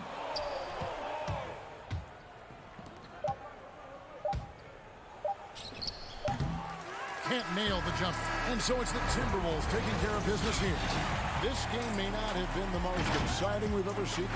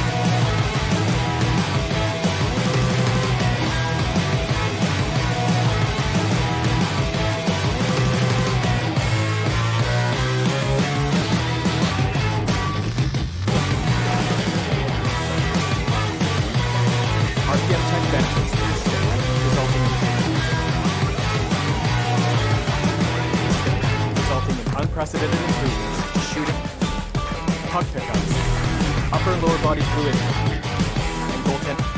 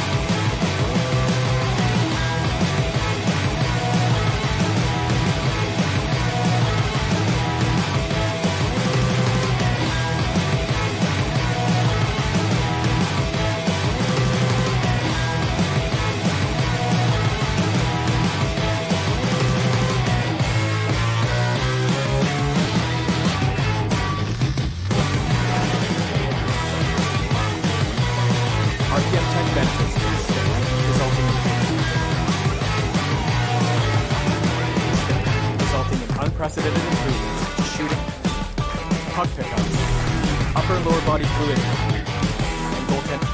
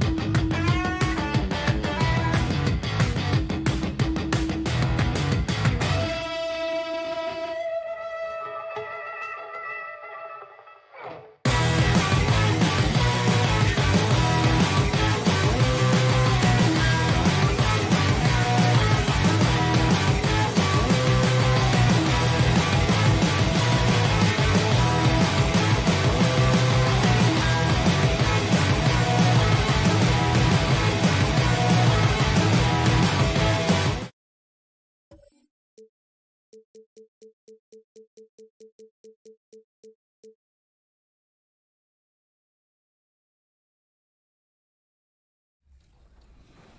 fun, unranked mode where it doesn't have to have a huge skill gap. You're just in there to have a good time with your friends. And when you go ranked, it's like, oh, now we're getting serious. Like, you can't mess up your release in a ranked mode. I feel like that's the only way to keep like both sides of the people happy. The casual people that just want to hop on the game and have fun, and the competitive guys who are in there to try and get as good as humanly possible. I think you knew that though, Mike. Yeah, I just like to hear it. A beautiful day as it usually is here in Phoenix. Such a dramatic setting. And here's a look at some numbers for Saric. And the biggest takeaway when you look at his numbers is how good his three-point shooting has been the past 5 games. He's finding the open spots on the perimeter, and when he's getting good looks, boy, he is not missing. Let's take a look at our starters for Sacramento. Fox and Bogdanovich pair up at the 1 and the 2. Rashawn Holmes out there at Bialite, and it's Barnes in at the 3 spot. And for Phoenix, Rubio and Booker, they're the backcourt. Johnson is out there with Bridges, and it's Ayton in at the 5 spot. And what just drops your jaw, Chris, with Fox is just how quick he gets up and down the floor. Yeah, he's an absolute bullet once he gets out in transition. A good amount of his points come from just beating everyone else down the floor when he pushes the tempo. Now, here's Bridges. He's averaging just around 8.5 points a game. Pass to Barnes, stolen by Rubio. And now here's Johnson, a fast break chance. Here's the 3, and the basket by Rubio. And here now the Kings. It's a 5-point game. Fox goes in, lays it up off the glass. Driving with ferocity. I mean, when Fox puts it on the deck, he's fantastic at finding ways to finish. Rubio against Fox. Count that one. Rubio's got 5 now. And once he got to the 10, I think he was surprised to find himself that wide open. Yeah, very little resistance. I mean, you had to bring much faster help than that. Fox, no good. You expect him to make those. They've got to do more to get a hand in his face next time. At the tip, great positioning on the putback. And here's Bogdanovich. He's certainly been a consistent piece of their offense, averaging about 14.5 points a game. The jumper from the free throw line is good. Polished offensive player. Bogdanovich has a nice-looking mid-range shot, and it just continues to get better. Rubio looking it over, and the pass to Booker. Here's Ayton. It's deflected. Holmes passes to Fox. That's basket number 2 with his 3rd shot off to a fast 2 for 3. Well, I love the rugged ferocity Fox plays with. I mean, he's fantastic at finding ways to convert through intense defense. And Aaron Fox gets the whistle that time. That is his first foul of the game. Chris, you look at the grind of a regular season. Adam Silver seems open to fewer games or even fewer minutes per game. What do you think of that? This is one that I'm not with, Kevin. You know, in my day, you had guys play 82 games. Let's go back to the days of Bill Russell and Wilt Chamberlain. They were playing in shoes that basically were socks, and they didn't have tape, and they didn't have all the things that we're privy to in the medical industry. So I think we should keep it at 82 games and minutes the same, because it keeps a full context of sports where you can talk about Harden versus or Westbrook versus a Big O. It keeps the argument in the same place. I think fewer games, fewer minutes starts to change the dynamics and the expectations of what players can do. I don't mind changing and adding tournaments, letting guys get more rest, but I think the number of games and the minutes of the game has to stay 48 minutes, has to stay 82 games. Very interesting. Just 5 to shoot. And it's Len. That time on the assist by Fox. So, yeah, we've seen the evolution of Fox as a passer. And with every pass like that, it's obvious how far he's come. And there's the foul. And here we go with the coach's challenge. Not surprised in a competitive game like this. And he's disputing the personal foul call. And I think when it comes to some of the more difficult calls to make, personal fouls can be tough. The action is so fast that it's really tough to catch everything in real time. The wonders of technology, Greg. We've seen replay reviews so effectively, and involving the coaches by being able now to challenge like this is something a lot of people have been hoping for. And the announcement on the review is that the foul was called in error. So they have determined, Greg, to overrule the original call.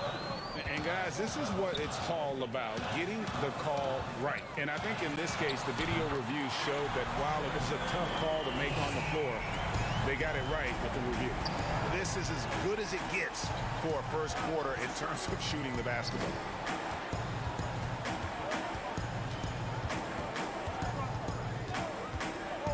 Takes a three. Out of bounds, Phoenix takes possession. A big group substitution here for Sacramento. Giles checked in for Alex Len. Parker comes in for Bielitsa. Kent Bazemore's checked in for Harrison Barnes. And it's Joseph in for Fox. Here's Carter. Jabari Parker comes up with the rebound. And there's the whistle. That goes on Frank Kaminsky. That's his first foul. The Kings trail by 6. On the wing, Hield. Parker outside. Back to Hield. There's 21 seconds left in the first. Bazemore with it. He had a 15-point outing in their last game against New Orleans.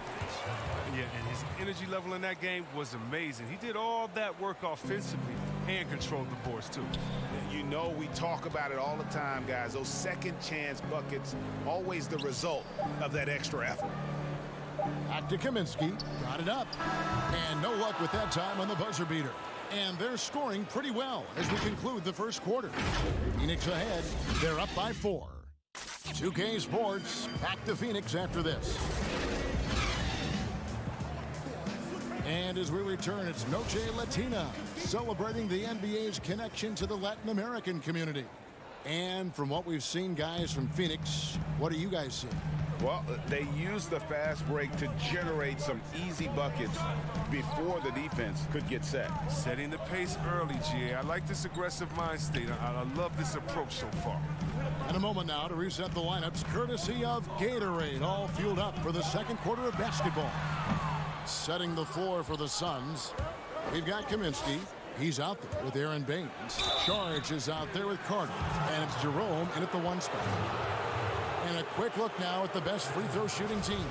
The Suns, number 1.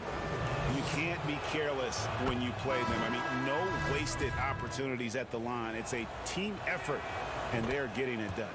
Well, everybody knows he's a talented guard. He's a deadly scorer. He can get hot in a hurry. Johnson, he's checked in for the Suns.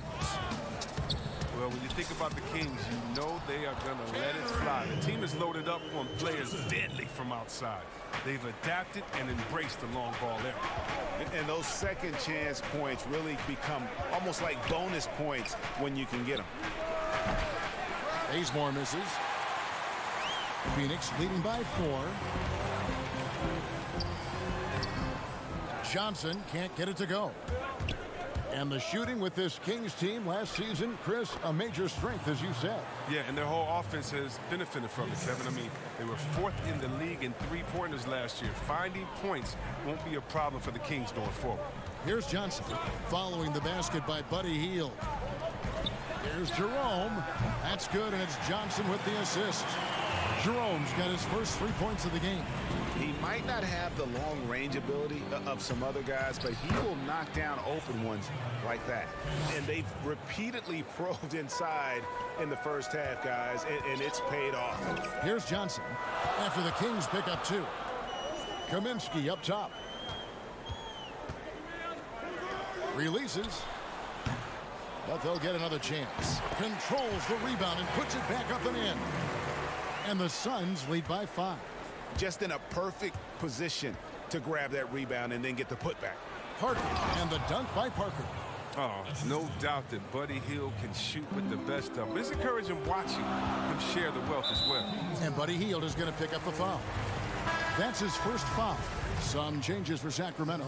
Rashawn Holmes, he's checked in for Jabari Parker. And it's Bogdan Bogdanovic in for Hield. Passes to Booker. Back to Carter.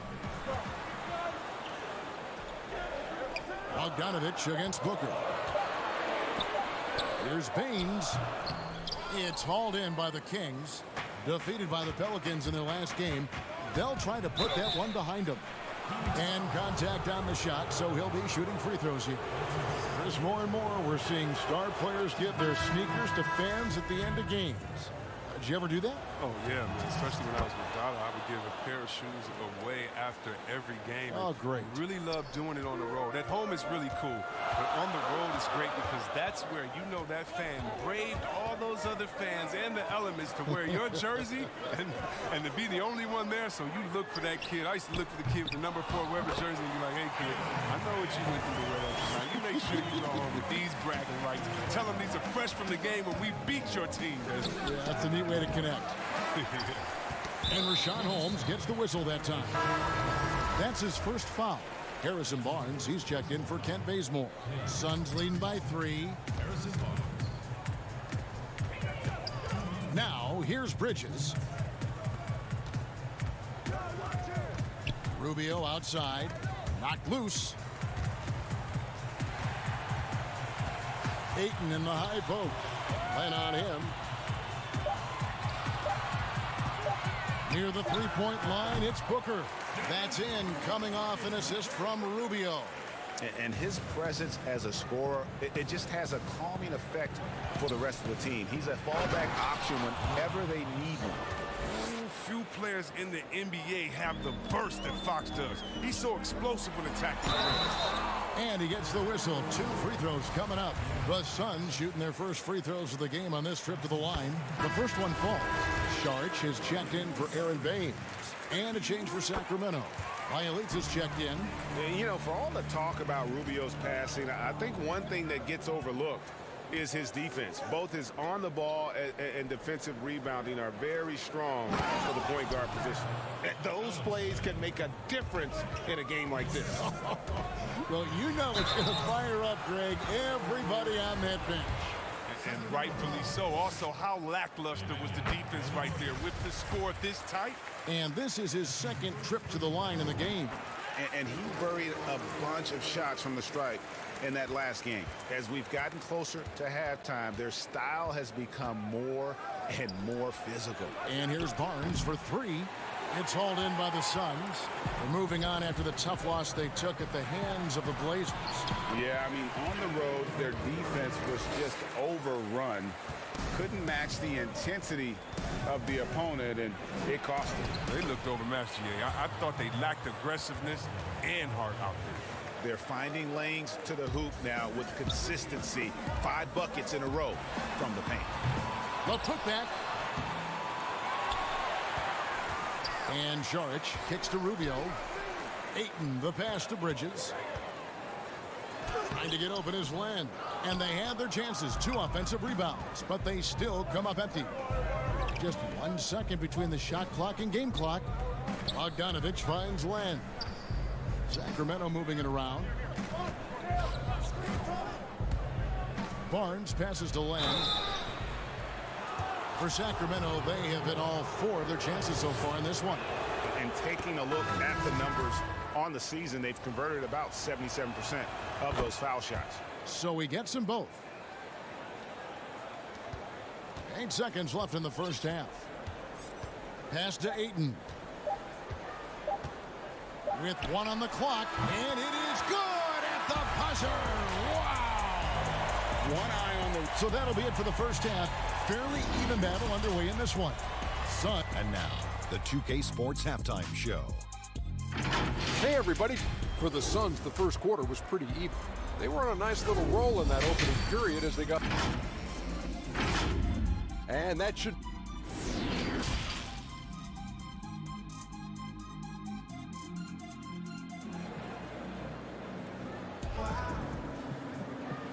we've got second half action for you. Thus far, a pretty evenly contested game.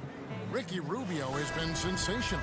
And he's shown just how adept he can be at creating contact and then cashing in at the line. Yeah, I mean, showing that tenacity both mentally and physically. On the court right now for the Kings, Fox and Bogdanovich pair up at the 1 and the 2. Bielitsa is out there with Holmes, and it's Barnes in at the 3 slot. 6 to shoot. Here's Bridges. Sacramento grabs the miss. Their next game playing at home as the Nets come into town. That'll be the first of 2 straight at home. Pass to Holmes. Outside Bogdanovich. Back to Holmes. And here's Barnes for 3. Holmes tips it back in. Holmes got the first points of the third quarter up on the board for the Kings. They're getting on a roll inside. Their last 3 field goals have come from the paint.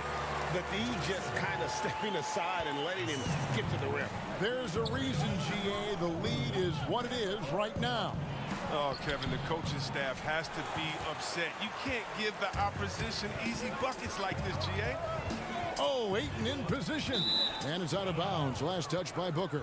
And let's look at some numbers for Bielitsa. How's the last month of basketball been for him? He's right around 9 points a night, 7 rebounds, and 2 assists. He's been making the right decisions and letting the game come to him. Solid play all around. Yeah, GA, I like it because he's not overcomplicating things. I mean, he's just playing to his strengths and taking what the defense gives him. And the basket by Rubio. Hey, guys, the D has to show a little more fight on the interior than they did on that trip. And the shot is good. The Phoenix lead has been cut down now to just 2 points with that basket from Bielitsa. A sharpshooter from them. Bielitsa, he knows he has the green light to take this shot whenever he wants. Bridges against Barnes. Here's Johnson, and he converts the layup. Johnson's got 4 points now in the quarter.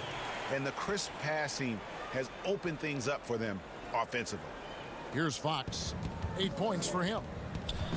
Joseph finds Fox. And here is Bielitsa, covered by Rubio. Johnson against Bielitsa. Back to Fox. The pass to Joseph. 4 on the shot clock. 14 feet away. Fox, no good. Phoenix leading by 4.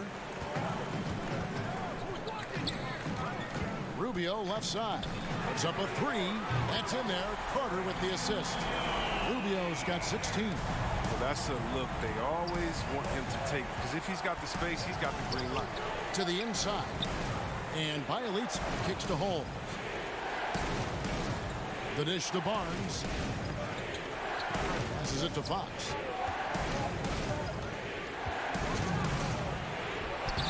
The shot, no good. So Phoenix will take it the other way. Their next game is at the American Airlines Center in Dallas for a game with the Mavericks. That'll be just 1 game played away from home for them. Joseph, the pass to Bielitsa. And the dunk by Bielitsa. Oh, nice. Flashing a little agility right there. Bielitsa isn't just a shooter. He can also capitalize on the drive.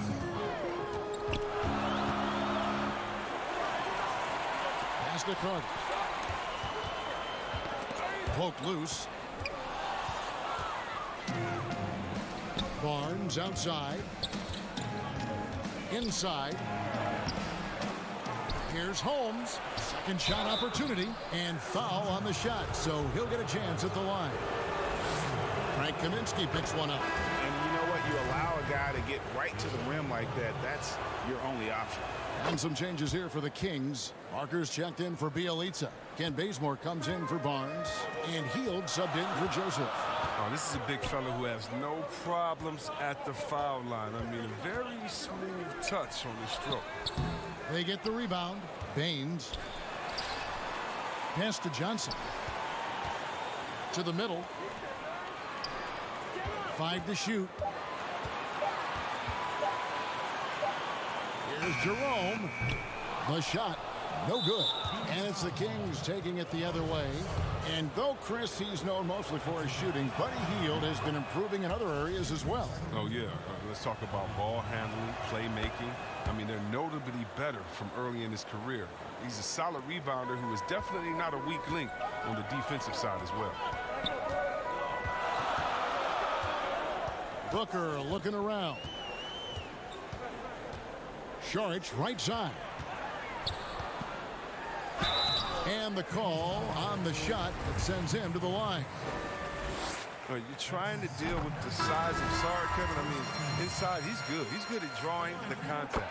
Andre Ayton's checked in for Phoenix. The Kings trail by 5. Outside, Fox. And it's Parker at the elbow. Ayton trying to break free.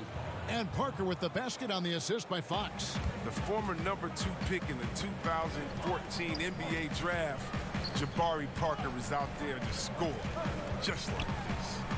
And goaltending is going to be the call. So they get the basket there anyway. Yeah, that's a tough call for the refs to make there. I'm not sure it was on the way down, but that's how they saw it. Come to me, come to me. It's Fox with the drive.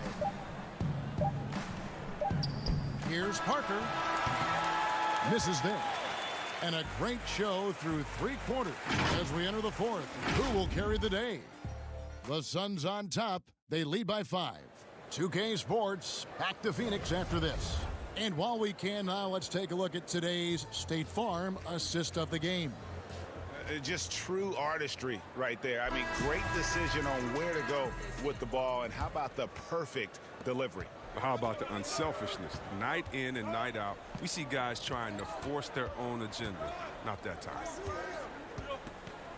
And I know I speak for all of us when I say I can't wait to see what kind of finish awaits us here in the 4th quarter. Ayton is out there with Aaron Baines. Then there's Devin Booker. Then there's Carter. And it's Saric in at the 3, the small forward. Who's out there for Phoenix. And the impressive reach of Ayton. Lob it up his way, and he'll take care of the rest. Hield against Booker. It's blocked. They recover it. Good ball movement here by the Suns.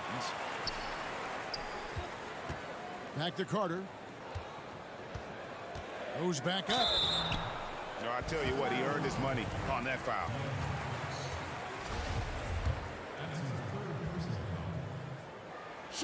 And that one falls for Carter. Lenz checked in for the Kings. Carter hits them both. And you see flashes of brilliance with Harry Giles. And eventually, Chris, you think he'll put it all together. Oh, yeah, definitely. I do, Kevin. He missed so much time in both college and his entire rookie year. I mean, a little behind the curve in that regard, but the talent was clear. And there was a reason why he was once the top-rated player in the draft. So, for the Suns, Bridges comes in for Aaron Baines. And Ricky Rubio subbed in for Carter. And that's out of bounds. Phoenix will retain possession. We're just over a minute into this final quarter of play.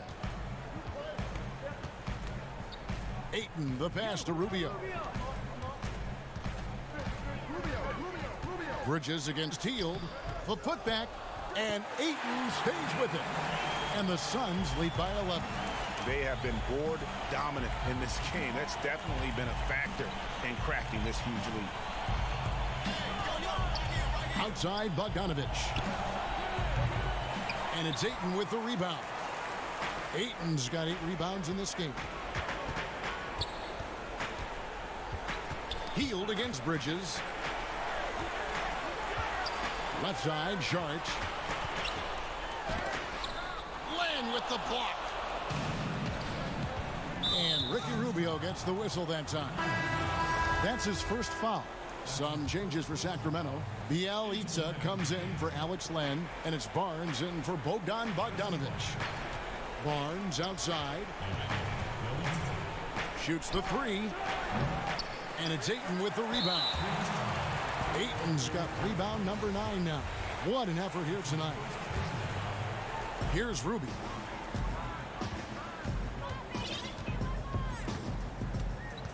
Booker outside.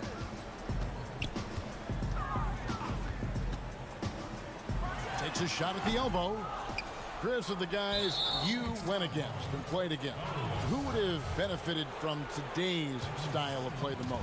Oh, man, I got a few names. Billy Owens. Billy Owens, to me, was a guy like Kevin Durant. No, he couldn't shoot like that, but he did everything on the floor for us there in Golden State. And I think in today, an open game for him where he could get going, oh, man, that would just be incredible. I also think of a guy like Detlef Schrempf. He could post up, he could pop and pick, he could shoot the ball deep, he could shoot off the dribble, finish on the break. Whatever you wanted, he could give it to you that way. And I think for both guys, that size, that sweet spot, 6'7", 6'8", but played like a little bit of a guard, those two guys come to mind. And there's the call on Devin Booker. That's his first foul. And the Suns making a change here. Johnson's checked in. Richaun Holmes, he's checked in for Sacramento. And that shot isn't the one they should be taking if they want to make this comeback happen. And the NBA 2K League, C-Web, the first e-sport operated by a U.S. pro sport.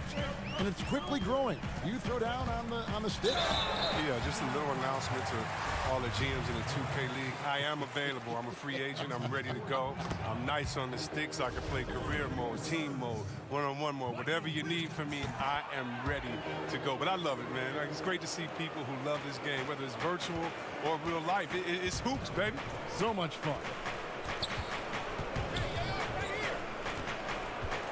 1:43 left to play in the final quarter. Got a piece of it and stolen by Ayton. Booker left side. He's now made half of those 10 shots in the game. That's his 5th basket. Oh, that's a terrific pass. Ayton, with the advanced skill level, he's just going to get better with time.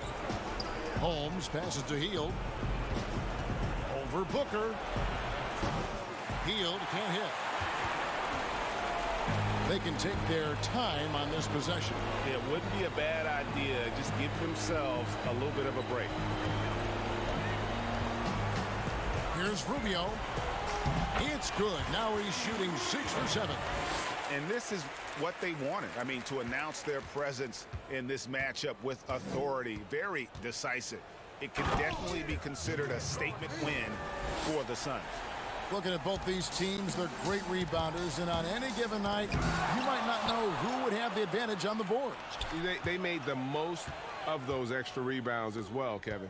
And so the hard work and effort paying off tonight, putting another win in the books. That'll be win number 27. And you know, looking back at all the contributions tonight, it was a really phenomenal all-around game for Ricky Rubio.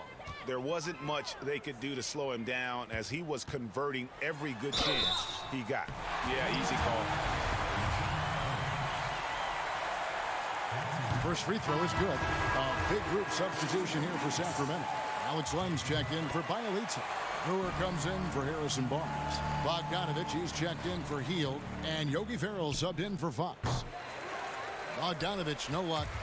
And that was a little bit of a range check for him. Trying to take advantage of that extra space on the perimeter. We see a lot of this now. Shot good by Diallo. And you can sense that these fans, these players, they are ready to celebrate.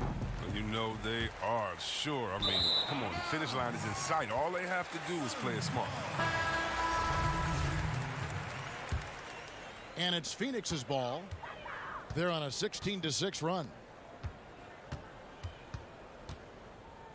Johnson surveying the floor. Kicks it to Payne. Deflects the pass. And so it's Phoenix easily grabbing this one. A confident win and one where they clearly showed the greater effort. Yeah, I mean, it was a solid.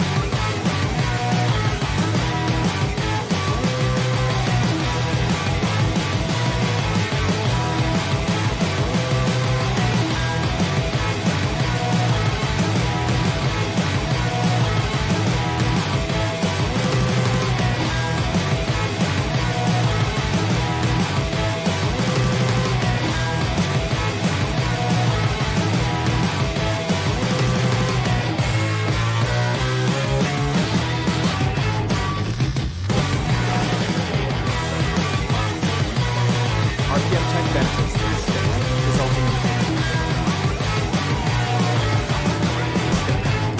unprecedented improvements in shooting, puck pickups, upper and lower body fluidity, and goaltending.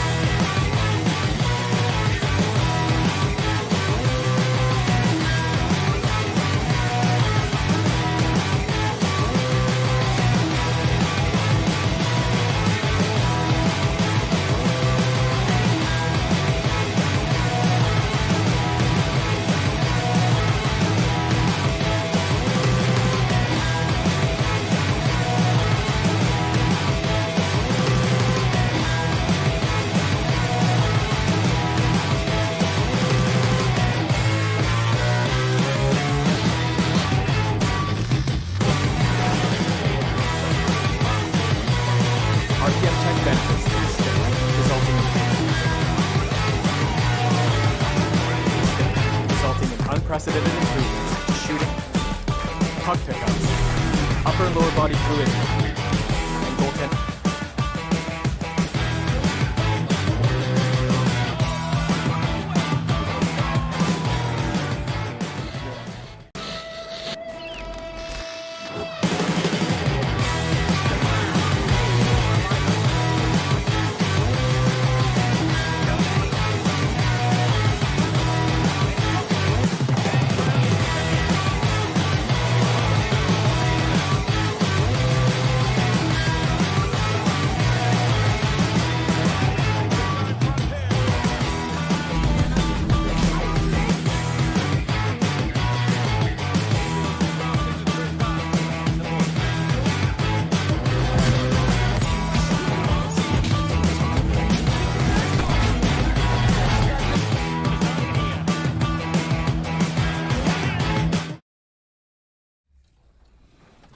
Last thing, Agent, if you had one thing that you could wish for in NBA 2K21, that would be proximity chat, because it's realistic, it's incredibly fun, and if you're worried about the toxicity, there should be a mute feature. I've been begging for it, man. So if it ends up in the game, I'd be the most excited person ever. There it is. Agent 00, thank you so much for joining us today on 2K TV. Mike, thank you as well. Every time you're on, And the player introductions are wrapped up. The starting... Welcome, everyone, to NBA basketball here on 2K Sports. Tonight, it's Noche and a Beyond. And let's check out a breakdown. Looking at some stats for Saric. And the biggest takeaway when you look at his numbers is how good his three-point shooting has been the past 5 games. He's finding the open spots on the perimeter, and when he's getting good looks, boy, he is not missing. So here's Oklahoma City's starting group. Gallinari and Adams, the combo out front. Gilgeous-Alexander out there with Paul, and it's Dort in at the 3 spot. And for Phoenix, Rubio and Booker, they're the backcourt. Ayton is out there with Johnson, and it's Bridges in at the 3, the small forward. Booker outside. Johnson against Gallinari. Here's Rubio. That's good, and it's Johnson with the assist. Of course, we know these teams have great perimeter play, and they rely on it a lot. It feels as though, Kevin, the current rules in today's game favor ball handling. They favor shooting ability. They want high-scoring games with an ability to go unimpeded to the basket. And what it translates to me, it translates to pretty free-flowing basketball. You've seen the game evolve over the years, Kevin. What's your take on it? I love the way that we see guys with great handles that can shoot and penetrate. I love the bigs outside. I got to tell you, Doris, there's nothing about the game I don't like right now. I'm right there with you. First quarter, just over a minute played. And, yep, finally drops after rolling around the rim. Well, 9 times out of 10, that probably is a miss, but somehow he finds a way. Ball against Rubio. Shooting foul as the whistle blows. He'll shoot 2 free throws. And, yep, we thought we might see it. And the coach's challenge has been triggered on the personal foul call. And this is the time now where the officials can review in closer detail what constituted the original personal foul. Getting a different angle can sometimes make it a lot easier to determine. Greg, indeed, and the one thing with replay review is that when you see the slow motion replays, you really get a new appreciation for just the immense speed at which these players are moving and how fast the action really is and how hard it can be sometimes, you know, Greg, to make the right call. And so the word is in. They have decided that the call stands as it was made on the floor. And, you know, even if a coach still feels this wasn't the right call, you got to acknowledge the effort being put in to reviewing it. The double checking, and the game continues on. This is about the last guy you want to send to the stripe right now. They keep fouling him, and he keeps making them. From 20 feet out, and he gets it to go, hitting off the back of the rim. And so it's Gallinari with it. He'll bring it up for the Thunder. Well, the Thunder begin on the defensive end of the floor. This is a team whose formula is to force a ton of turnovers, come up with steals, get out in transition. Last year, 4th in the league in defensive rating. Well, if you don't take care of the ball, fellas, that's what can happen. Absolutely, Greg. That makes the turnover even more painful. At the end of the day, though, it's 2 points. Don't hang your heads. Let's get refocused and play with more patience. Back to Bridges. Pass to Rubio. Ring shot on the way. Here's Ayton. And he battles for the ball and gets the second chance bucket. Ayton's got his second basket of the night. Well, we're talking about a big-time rebounder. DeAndre Ayton's timing excellent. Here's Rubio. And the slam dunk by Johnson. That's what he gives you, a big-time presence on the glass. And you know what, Greg? Once he gets his hands on it, he's not even thinking about kicking it out. No reason to do so there. He was going to leave, no doubt. Adams finds Gilgeous-Alexander. Clock at 6. Pass to Dort. Oklahoma City moving the ball around. And no good that time. And Phoenix the other way now. And for the Thunder defense, Doris, it starts with their rebound. Well, you have to begin with their strong interior defense. That lets their wings get out and pressure and take some chances. Defense has turned into a pillar for this team. The Thunder with another miss. Well, he's a quality mid-range shooter, but he can't get that one to go. Rubio, the pass to Bridges. Another 3 for Phoenix. and you can't help but pick their defense apart. They're completely in disarray. Here's Gilgeous-Alexander. No good again that time. And you know, you can't impact a shot that close any better than he did on that possession. Boy, whether he blocks it or simply alters it, the result is pretty much the same. Booker with no one around. Another three for Phoenix. And their offense already in a flow. Some stellar shooting to jump out to this lead. Bridges with the steal. Oh, and there's the alley-oop. It's blocked, and they'll keep possession. Near the three-point line, it's Booker. It's rebounded by Paul. Thunder trailing by 14. Gilgeous-Alexander finds Paul. From deep. Left side Adams to the left side wing. Fires top of the key. The shot's good from Paul. Paul's got 7. About 7 seconds separating the shot and game clocks. The pass to Ayton. Got a piece of it. Gallinari with the steal. And the turnover again by Oklahoma City. Both teams deciding to change it up. Suns leading by 12. Saric outside. Lays it up and banks it in. They've been excellent so far, coming in with a well-balanced attack. No doubt, Greg. On the offensive end, it feels like they're getting the shots they want, and defensively, they are connected and are on a string. Diallo, no good on the last second attempt there. And so it's the Phoenix Suns, sitting with a comfortable lead up. There's a great friendship between Melo, LeBron, Dwayne Wade. It's been a sort of long relationship. And you see that a lot nowadays. Star players developing friendships and GAs spending time with each other off the floor. Yeah, some people hate it because they want that bad blood you used to see, but no reason you have to hate someone to really compete against them.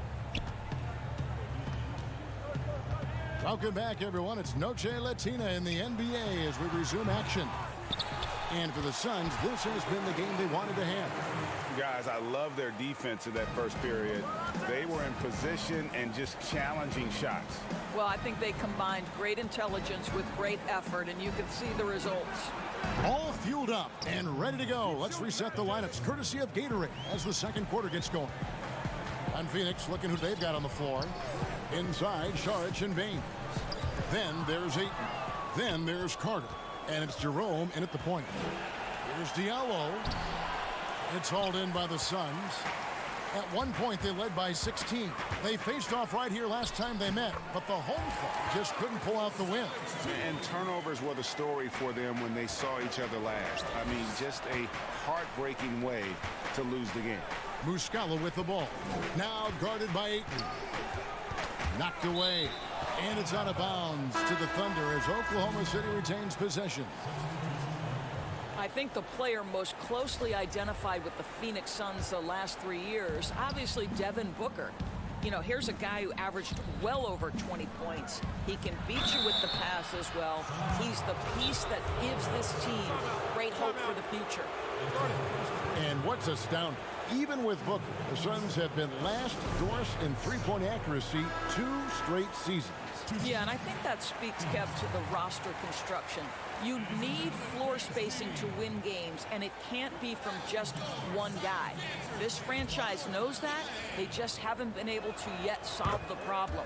And he makes the first. Of course, you can't help but notice the teams are shooting earlier in the shot clock. One theory being the faster you shoot, the more possessions you get. Well, and the numbers would speak to that. No doubt, Kevin. And the reality is, for announcers and for fans, that breakneck pace makes it more exciting for us.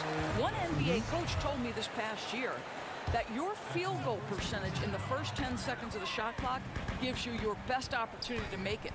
And the longer that shot clock goes on, the more your field goal percentage dips. So, hey, good for us, good for the fans, good for the teams. And that's because the defense has a chance to set it, correct? Exactly right.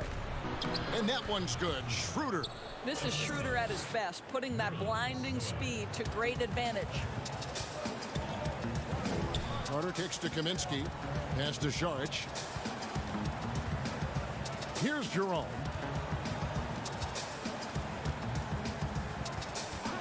Lets it go with a three. Kaminsky, it's good on the putback. And they've got a big lead, not just on the scoreboard, but really in the rebounding numbers as well. Back to Noel. Oklahoma City moving the ball around. Schroeder, left side. Noel passes to Muscala, and it is flushed down with a nice jam. Wow, look at the way the big man Noel set up his guys, puts the pass in the perfect position, easy shot. Muscala misses. Phoenix leading by 11. And here we go. Saric, the fast break chance. Up again. A different look for Oklahoma City. Alinari, he's checked in for Mike Muscala. Gilgeous-Alexander comes in for Terrence Ferguson. And it's Paul in for Dennis Schroeder. Here's Paul. And with that one, the lead is trimmed to single digits. Paul's got 9.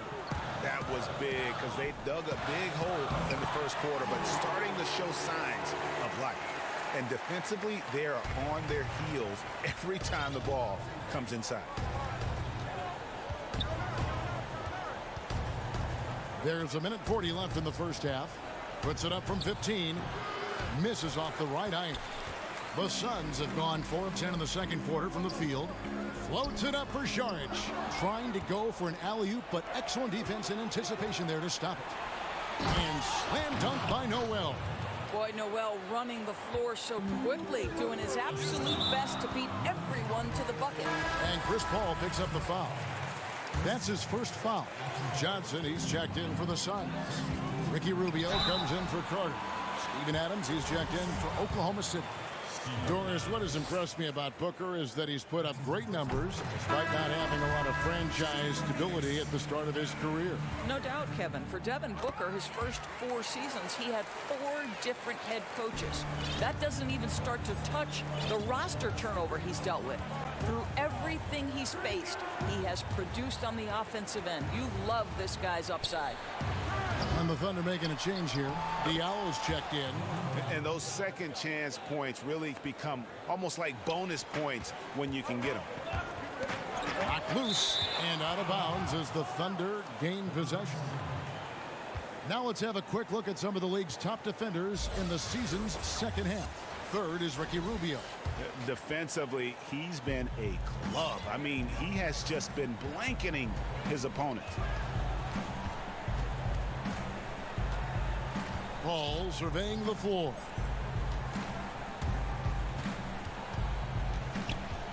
Passes it to Gallinari. Over Johnson. Nice move.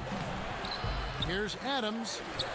The putback. He hangs in there and cashes in on the second chance points. Oh, man, just beast mode on the glass there. He was not going to be denied on that play.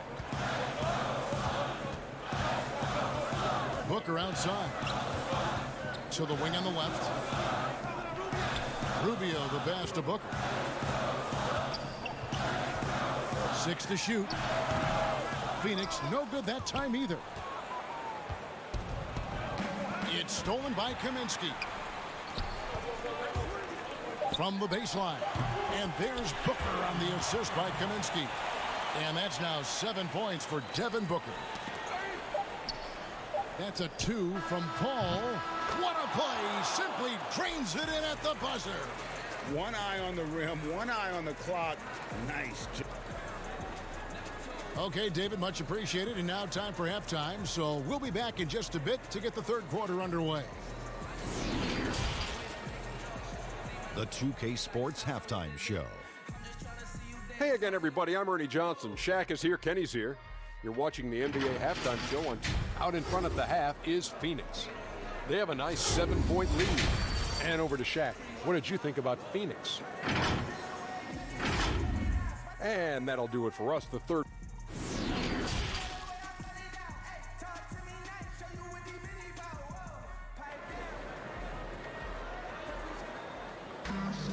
And happy you could join us. We've got 2 quarters left to go in regulation. Look at Chris Paul. What a contribution.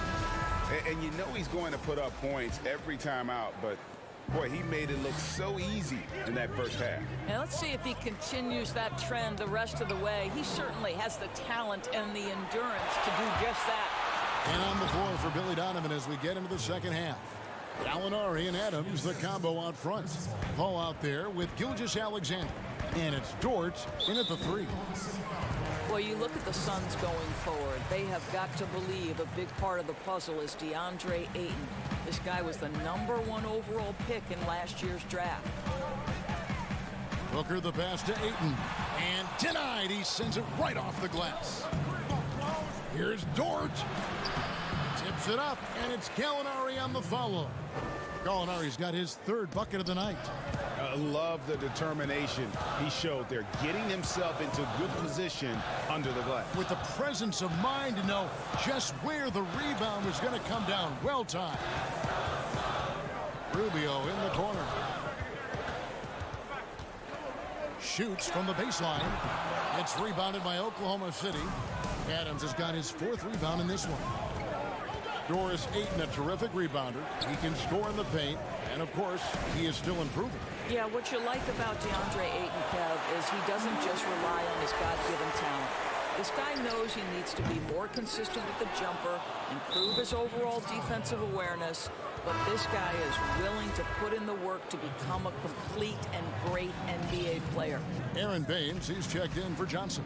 And then for Oklahoma City, Muscala, he's checked in for Gallinari. Terrence Ferguson comes in for Shai Gilgeous-Alexander. And Dennis Schroeder subbed in for Chris Paul. On the wing, Booker. From the arc. The rebound by Steven Adams. Ugh, ugly start. The second half, they've missed their first 4. They've got to get on track. For the lead, whistle blows, basket is good. So a chance here for a 3-point play. And you talk about fighting your way back into a game. They've shown a lot of grit in this comeback. Yeah, to start off with so many mistakes and still now find a way where everything's working, it allows their momentum and confidence to continue to build. Nerlens Noel checks in for Oklahoma City. Those plays can make a difference in a game like this. Well, you know it's going to fire up, Greg, everybody on that bench. Well, credit him for going for it, not settling, saying, I'm going to attack. For Oklahoma City, they've gone 5 of 7 from the field in the third quarter. Let's see if they can keep it up. And slam dunk by Noel. At his size, you simply cannot give up that kind of deep positioning to Nerlens Noel. Carter, the pass to Jerome. Kicks to Baines. The shot will not fall. So the Thunder will take it the other way. And after this one, they're home against Minnesota. That game will be a quick pit stop before hitting the road again. It's interesting, Doris, to see how these NBA players that come into the league looking one way physically and they leave looking another way, they change their bodies over the course of their career. Kevin, you talked about this earlier. These players commit to their season over the course of 365 days. Virtually no offseason. Think about the reigning MVP, Giannis Antetokounmpo, who adds 50 pounds of muscle from the time he enters the NBA. Or the other side of the equation, right? A Yusuf Nurkic or a Marc Gasol who drop weight, Kevin, to enhance their quickness and their stamina. These guys are so committed. Here's Carter. And oh boy, a lot of contact there, but he gets the call and will shoot 2. You know, Greg, for the Thunder fans, hard to see their star power dwindle, but they got a lot in return. Yeah, but the Thunder were capped out. They hadn't made it past the first round in 3 years. And in exchange for Paul George, they got one of the richest trade packages in league history. And the ball travels out of bounds. It was last touched by Schroeder.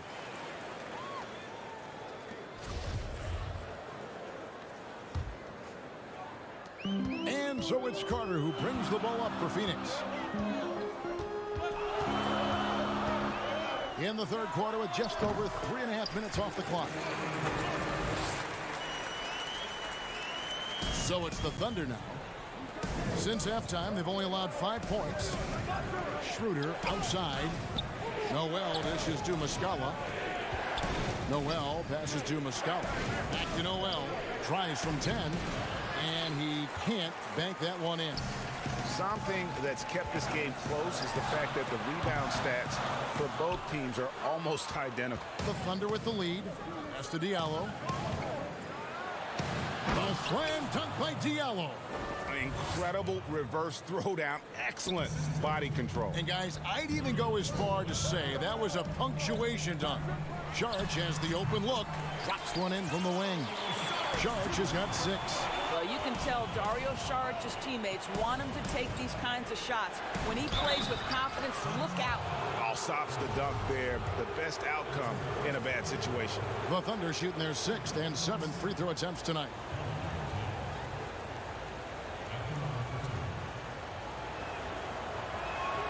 And the first one at the line is good. Phoenix making some changes.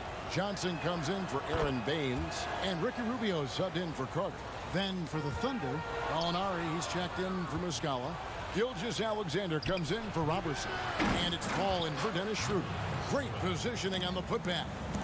Noel's got the lead up to 6 now for the Thunder.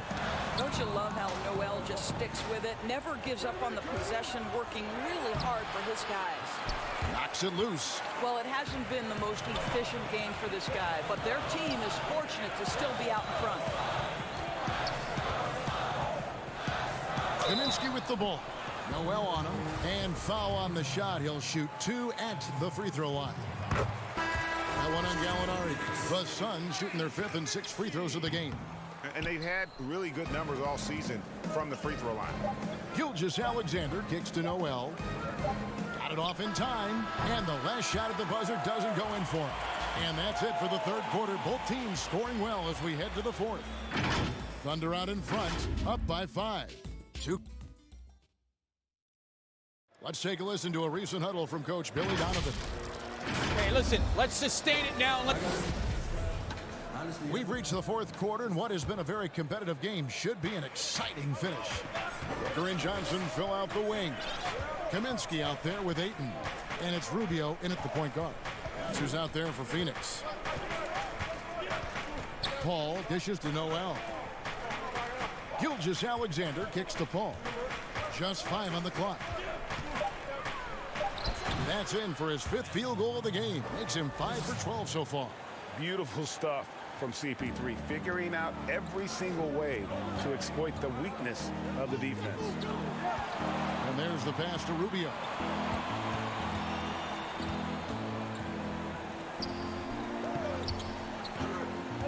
Booker looking around. Back to Rubio. Paul with the steal.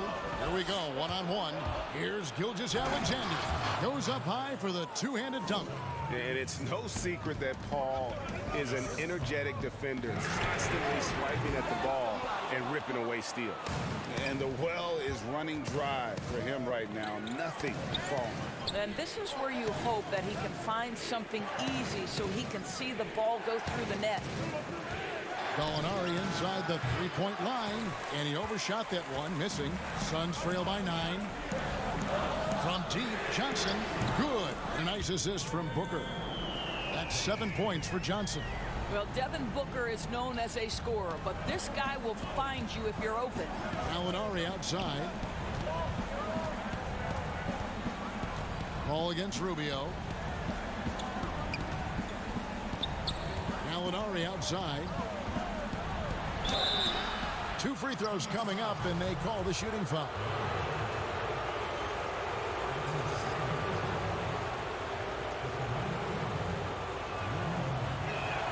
The first one falls. The Suns making a switch here. Bridges checks in. Gallinari hits them both. Boy, a really soft touch on display. It is a luxury to have a big man who can hit from the line at a consistent rate. And Rubio kicks to Bridges. Ayton, and Ayton stays with it. You know, his positioning near the hoop, always to his advantage. Just a terrific job to tip that one back in. Pass to Gallinari. Shoots over Bridges. A nice shot by Gallinari. Well, the versatility he possesses makes him a very tough cover, guys. Passes it to Bridges. That one doesn't go. Adams, some nice D. And the layup's good off the glass. And now it's a 10-point Oklahoma City lead.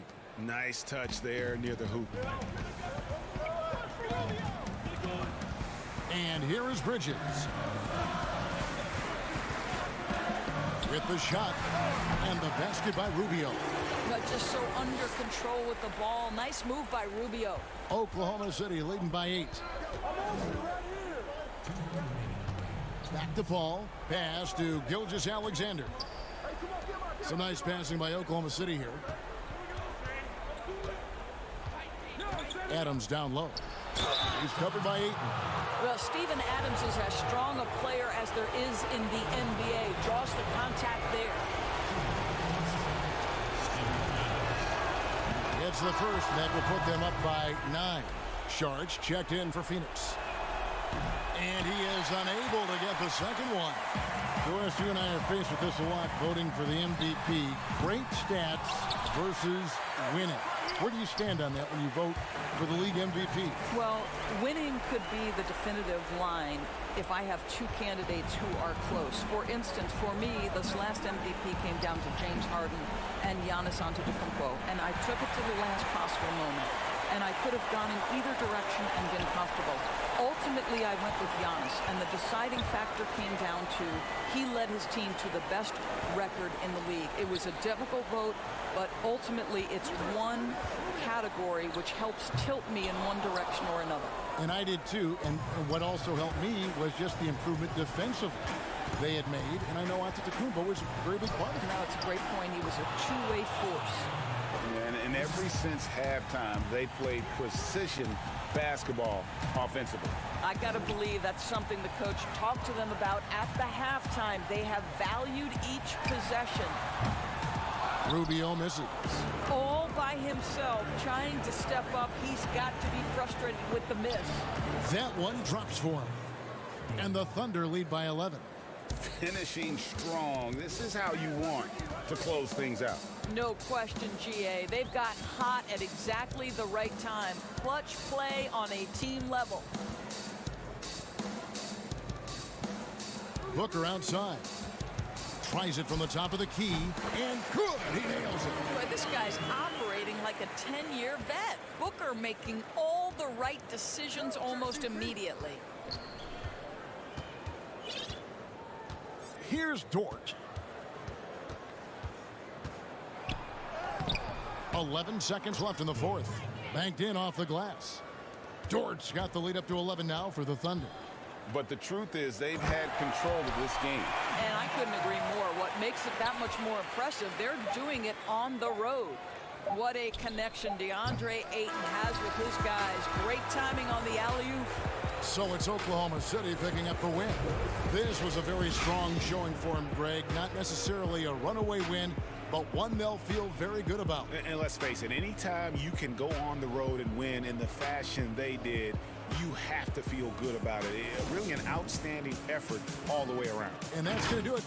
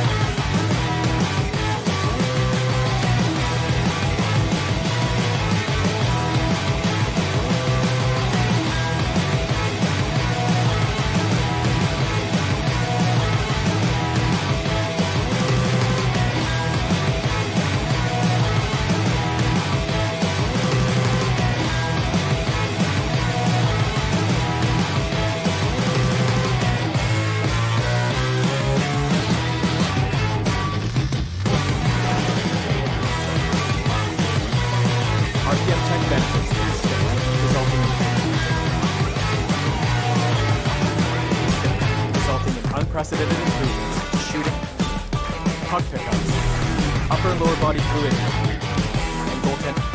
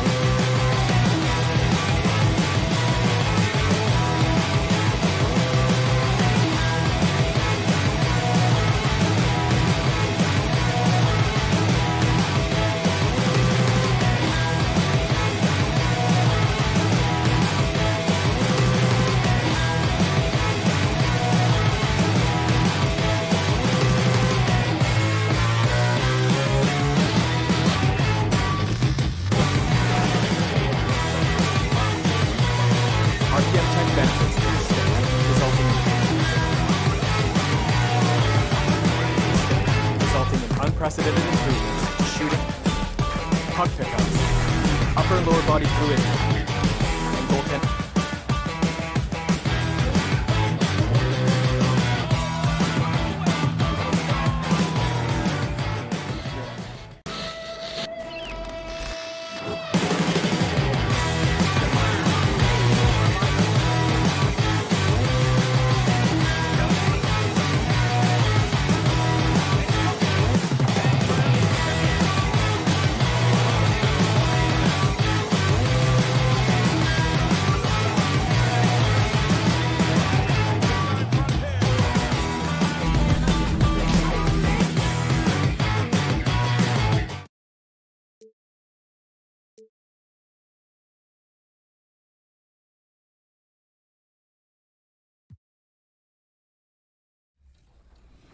Time you're on, we are all listening and paying attention. Well, thanks so much for having me. It's exciting being here and seeing you guys.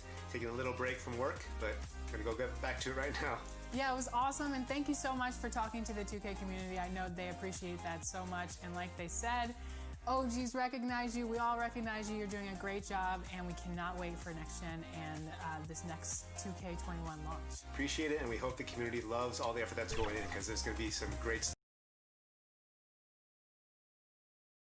With the thought of getting a victory on the road, the Timberwolves came in. And a quick look here at some of the numbers for Ayton. There's been a drop-off in the rebounding numbers. He seems to be getting out-muscled on the glass in a way we didn't see earlier in the season. His last 10 games, the totals have taken a huge hit. And checking out Minnesota's opening lineup. Beasley is out there with D'Angelo Russell.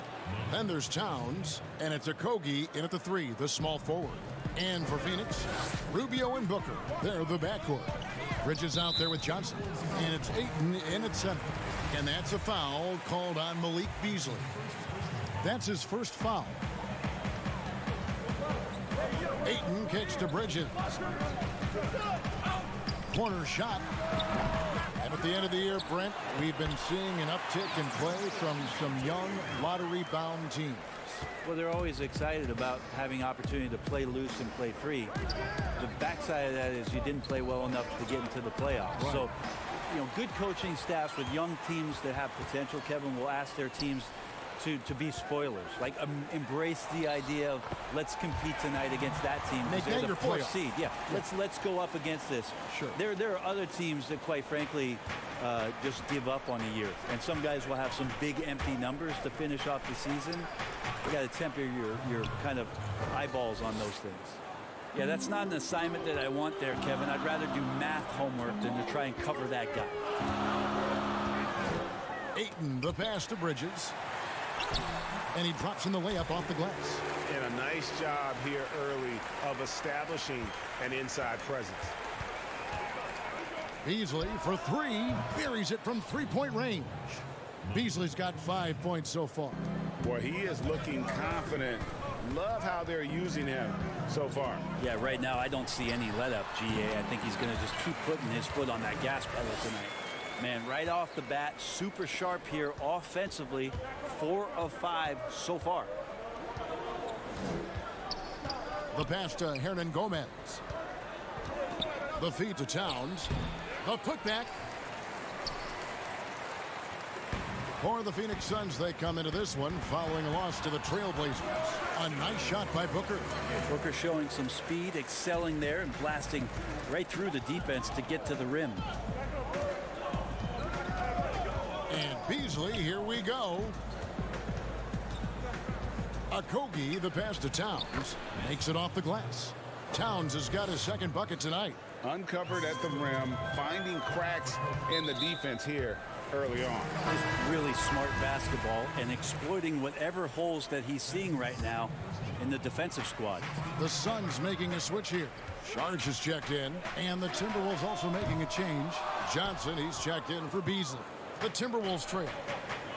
And you look at how Towns is so effective on offense, and it's because he really has the entire package for a big man. Back to the basket, facing up, playing outside or in, off the bounce or on the catch. This guy can do it all. Ayton throws it down. Oh, yeah, that's got the crowd charged up. Ayton way up high. And it's Russell with the ball. He'll bring it up for Minnesota. Johnson, the pass to Towns. And Towns throws it down. A lot of give and take between these sides early. And both teams look like they came to play. We should have a good one. And Greg, as you said, it's the skill level of Towns at his young age that is so incredible. Very capable three-ball shooter, but he likes backing you down on the block as well. You step back and look at what he can do for a team, and there aren't really any holes in his game. Minnesota in the lead. Hernan Gomez passes to Towns. And the dunk by Towns. Now flying high and throwing it down with the one-hand. One of his favorite moves right there, guys. And the basket by Rubio. And they keep hammering away at him inside, forcing the ball into the paint. Pass to Towns. And stolen by Ayton. Here's Rubio. Good. A nice assist from Booker. Rubio's got 5. Now, Booker is a special offensive player, can score, and starting to show his playmaking. The shot. And the Timberwolves tack on 2 more. And they're beginning to just flat out fall apart defensively right now, especially on the interior. Pulls it up. They get it again. Ayton. Does not find the mark. He's made 2 and missed 1 now. Minnesota's gone 1 of 2 from long range in the first quarter. 1 second separating the shot clock in game clock. And the basket by Okogie. So far, both teams scorching the nets. You gotta love it. Yeah, made for TV game here. Pace is great. Scoring is coming in bunches. And both of the teams feeling confident right now. The finish. And finish off by Hernan Gomez. Traditionally, that's how you want to finish the break, right at the rim. Yeah, anything other than a layup in that situation, probably disappointing. Had numbers, took advantage. The offense coming free and easy as we wrap up the...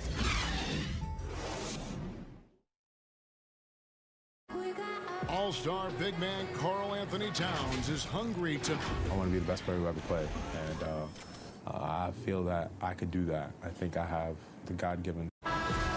His coaches, Greg, and teammates love hearing that. And how can you not? I mean, that kind of drive is special. And with his tools and potential, hard to put a ceiling on just how good he can be. And we return to the second quarter, and Noche Latina specialized jerseys on display. Welcome back, everyone. And what do you guys think about Minnesota here in this one? Hey, why take jump shots when you can get your points at the rim? Yeah, that worked wonders for them in the quarter. We'll see what kind of adjustments get made. And now, brought to you by Gatorade, all fueled up and ready to go. Let's reset our lineups. On Phoenix, looking who they've got on the floor. They've got Frank Kaminsky. He's out there with Šarić. Carter out there with Aaron Baines. And it's Jerome in at the point. And Devin Booker, where would the Suns' offense be without him? Probably bottom of the league if no Devin Booker slides on that Suns jersey. One of the purest shooters in the league and one of the most phenomenal young scorers that's come along maybe since Kevin Durant. Šarić, right side. No good on the shot. Good D by Johnson. Now, here's Culver. Not a lot of room.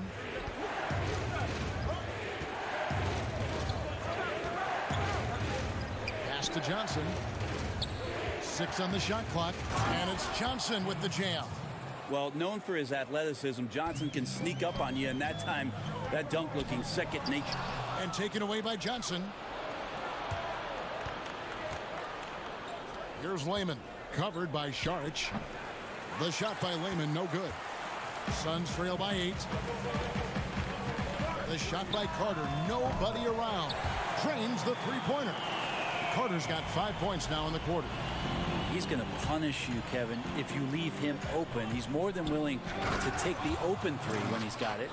Oh, he just punches that one down with a fury. He rubs it in a little deeper with the hanging finish. Kept alive. And that'll be 2 free throws coming up. Officials on the call with the foul. Yeah, way to play in attack mode and get to the line. Phoenix shooting their initial free throws of the game right here. The defensive rules were different when you played, Brent. For example, the elimination of the hand check. Hand checking was huge because great defensive guards like a Derek Harper or a Mookie Blaylock can get their forearm on you and basically move you around rather than you trying to get where you want to go. And the other thing, Kevin, that they did was they didn't allow you to have the time in the free throw line. You have a 2.9 before an illegal defense. It used to be a game really of 2 stars on one side of the floor operating, and the rest of the guys sort of shoveled off in the corner on the other side. All those things have changed with the way the league is going. For the better. Oh, I think so. Your freedom of movement, fluidity of the athletes. It's definitely a better game in terms of the movement. Carter against Beasley.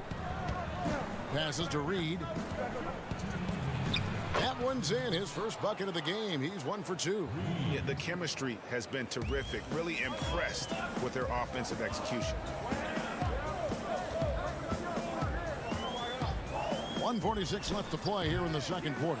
And if that's the best look you can get on a possession, what a waste of a trip down the floor. Yeah, see the coach? He's got that frown on his face. I think we know why. Not a high percentage look. For 3, Beasley. Rebound by the Suns. Baines has got 4 rebounds now tonight. And Carter has it in the corner. Fires the three. And rebound by Johnson. Johnson's got 6 rebounds now in the game. There's the pass to Reed. Nice ball movement by Minnesota. Culver's shot is off. Well, the D doesn't seem to be too worried about him from three-point range, and he shows us why still. I expect him to make one of those. Timberwolves leading by 7. Down low, here's Johnson, and then Johnson with the dunk. Well, right now, being effective on the offense, and when Johnson gets into this kind of rhythm, he's going to stay on the attack. On the wing, Johnson. Fires from 18. The offensive rebound, Kaminsky. Up and in, off to an efficient start. 2 for 3 from the field. And a better box out saves them 2 points there. It didn't seem like anybody was really aware there to go and collect that rebound in the possession. Yeah, still trying to calibrate right now because he had 1 3 in the first quarter, but nothing since. Looking at the last game for the Minnesota Timberwolves, it was a loss to the Rockets. And it's Johnson penetrating. Layman kicks to Culver. Back to Layman. Beasley outside. And so it's the Minnesota Timberwolves heading to the bench with a 7-point lead as we wrap up the quarter. Thanks, David. And we'll be back shortly following halftime to get the third quarter under. And now, the 2K Sports Halftime Show. Hello again, everyone. It was a closely contested first quarter for Minnesota. They never trailed by more than 3. And that's going to...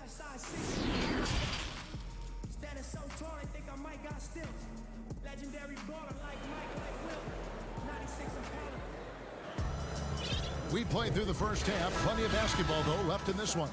We're seeing a tremendous game from James Johnson.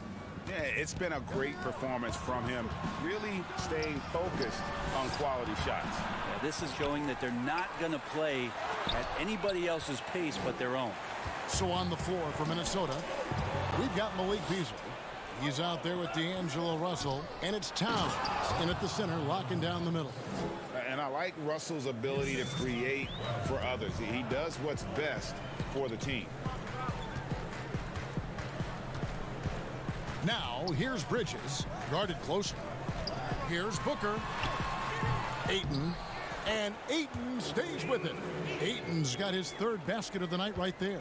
Nice tip in there. I mean, he's got like a 6th sense in terms of where the miss is going to go. That is really a talent. Up top, Hernan Gomez. He's usually able to provide some lift to his team, averaging 6 points a game. Shot clock at 5. Okogie, the pass to Beasley. And it's denied. Oh, man, 7-1. Not a good idea to challenge Ayton there. Sharge checked in for Johnson. The Timberwolves making a switch here. Up top, Rubio. He's guarded by Russell. Booker outside. Fires from the wing. Here's Ayton. It's rebounded by Towns. And so it's Russell with it. He'll bring it up for the Timberwolves. It's off to Oklahoma City for him after this game, so they have the Thunder to look forward to. 7-game road trip continues for them. That'll be game number 3. 0 defense. You can't let a good shooter have the wide open 3. Bridges inside the 3-point line. And an air ball on that one. Way off. Team starts the second half missing 4 of 5 shots. When does the coach possibly call a timeout and reiterate what he talked about at halftime? To the paint. Out to Russell. 5 on the clock. From deep 3-point range. That one, no good. The Suns go the other way with it. To the left wing. Feeds it to Sharge. Shoots. And the jumper from down low is good. Sharge has got his first 2 points. They are just killing them on the interior. Well, the development for DeAndre Ayton is going to be all about the pick and roll, both how he runs it and defends it. I agree, Kevin. If he works with Devin Booker out there as an offensive threat and becomes a guy who can roll with good hands and finish, That's a key for their offense. And you look at his size defensively, he can be imposing. And already a leader at such a young age. Towns' teammates look to him to anchor them on both ends, and he has not disappointed. And the Timberwolves making a change here. Each team has a catalyst, Brent. Some guys are ball dominant, who play within the flow of the offense. Is there one approach better than the other? Obviously, great coaches, Kevin, are going to find what it is that their best player does well. And as many times as I could get my best player into that situation, that's what I'm going to do. So if it's Harden in isolation, James Harden's going to be in isolation. If it's Steph Curry setting off-ball screens and relocating for threes, well, I'm going to do that too. So it all comes down to a fit with the player, his skill set, and how the coach wants to use that best. With a gentle touch inside. Russell really improving as a finisher. Booker outside. And a little luck that time, but it drops. Booker's got 8 points. Minnesota leading by 8. And we have an intentional foul there, GA. Wish I could say why. That one's pretty strange. I mean, no idea what got into his head right there. Carter, he's checked in for Ricky Rubio. And a change for the Timberwolves. Layman's checked in. He's got a lot to do with the position that they're in. A very smart offensive performance tonight from him. And it's in after a nice bounce off the right side. Carter's got his 3rd basket of the night. That's a high percentage look when the D doesn't fight over the screen. And the coach over there just asking for one simple thing, and that's some effort. Got burned on that one. And from day one, Towns has been one of the NBA's top post players. A versatile, well-rounded game on the low block. It doesn't hurt that he can step outside and knock down the jumper either. Catching up on the changes for Phoenix. Frank Kaminsky, he's checked in for Šarić, and it's Johnson in for Bridges. Booker against Russell. Over to the left wing. Kaminsky kicks to Baines. Shoots over Towns, and it's Baines missing. Minnesota leading by 11. Timberwolves passing it around. There's Layman. Sinks the triple. Layman's got his first bucket of the game, and he's on the board for 3. I think the defense has more concerns out there on the floor, and they give him a good open look from the perimeter. Back to Carter. On the wing, Booker. Over Russell. Booker finds Kaminsky. Out of bounds. Minnesota takes possession. Johnson, he's checked in for the Timberwolves. Malik Beasley comes in for Culver. For Minnesota, they've gone a solid 6 of 11 when shooting here in the 3rd quarter. There's Russell with the 3. Rebounded by Kaminsky. Suns trail by 14. Pass to Johnson. On the wing, Booker.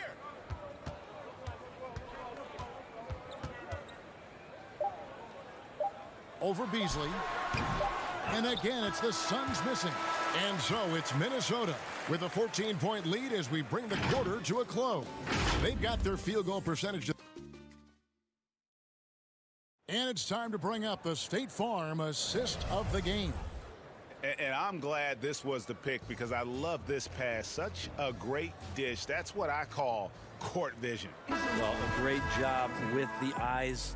And what separates great playmakers, as we know, Greg, is peripheral vision. And we reach the 4th quarter in a game that may be already out of hand. Rubio and Booker, they're the backcourt.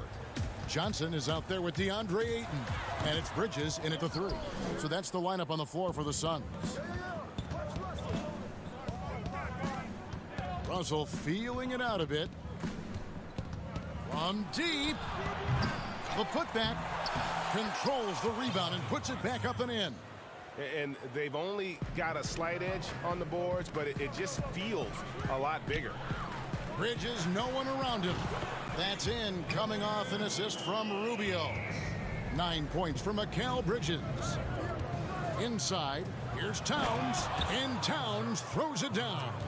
Yeah, but I mean, maybe could have tried for a more memorable dunk than that one. And we know he's capable of those memorable ones. Pass to Bridges. Plenty of space. And the jumper is good. Bridges has got 5 points now in the quarter. Disappointing as a player to have such a great game and still be trailing. Not over yet, though. Russell from long range. Beasley finds Russell. Nailed from three-point land. Cognizant of the entire court, Russell aware of where the defenders are and really does a great job creating opportunities. Pass to Bridges. Here's Rubio. Trying to answer back, but that three is off the mark. Johnson with it, and it's Johnson picking him up. And Towns throws it down. He's been an absolute marksman the entire second half. Hard to imagine what anyone can do right now to slow him down. Rubio misses. And it's Towns with the ball. He'll bring it up for the Timberwolves. 18 points separating the teams. That's the biggest lead of the game. This can make it so much easier for your teammate when you throw that lead pass that gets to him right on the money, whether that's on the run or in the shooting pocket. A nice shot by Booker. Such a lovely stroke there from Devin Booker. He's a go-to scorer. A nice shot there from distance. Russell kicks to Beasley. The pass to Johnson. Beasley outside. Left side, Towns. Lays it up off the glass. Towns has got 17 points here in the second half. Unwilling to let up even for a moment. That's his killer instinct, just fanning the flame. Yeah, he's the guy that you want to go to right now, trying to put this one away. And folks, he did not luck into that one. He knew just where he wanted to be to grab that backboard. Johnson, the pass to Beasley. And Ricky Rubio gets the whistle that time. That'll be his second foul of the game. Sharge checked in for the Suns. The Timberwolves also with the sub. Okogie's checked in for James Johnson. Towns, no luck. You're not going to see that very often. The defense in the vicinity, but still, he's not one to blow layups. Suns trail by 17. Ayton at the elbow. That's good. It's Rubio with the assist. Rubio's got his fourth assist with that last one here tonight. Here's Towns. The Timberwolves again can't hit. Phoenix has gotten off 4 3-pointers in the final quarter, and 2 of them have fallen. Here's Booker. Another one falls for Phoenix. Yeah, a good contest, but if Booker has his eyes on the rim before you get there on the closeout, chances are he's going to score. Rubio with a wide open look. Another 3 for Phoenix. No way he's going to pass that shot up. The D is way too far back and relaxed in getting out on it. Outside Russell. It's tipped. And they're pushing it up. Good ball movement here by the Suns. And Ayton throws it down. Yeah, the big guy going up and trying to rip that rim off. Beasley kicks to Towns. Out left to the wing. Okogie, the pass to Towns. Now Hernan Gomez. Right side Russell. Lets the 3 fly. Bridges with the board. And you know what? If you're the defense, you got him right where you want him. Let him keep shooting those threes because he's been brutal in this half. Ayton. And foul on the shot, so he'll get a chance at the line. Good idea to make Ayton earn it at the line because he's a menace in the paint. Don't let him get that shot off. And the second of 2 is good. That narrows the gap to 7. Now the team's struggling to come back. He really wanted all of those free throws. And there's the call on Devin Booker.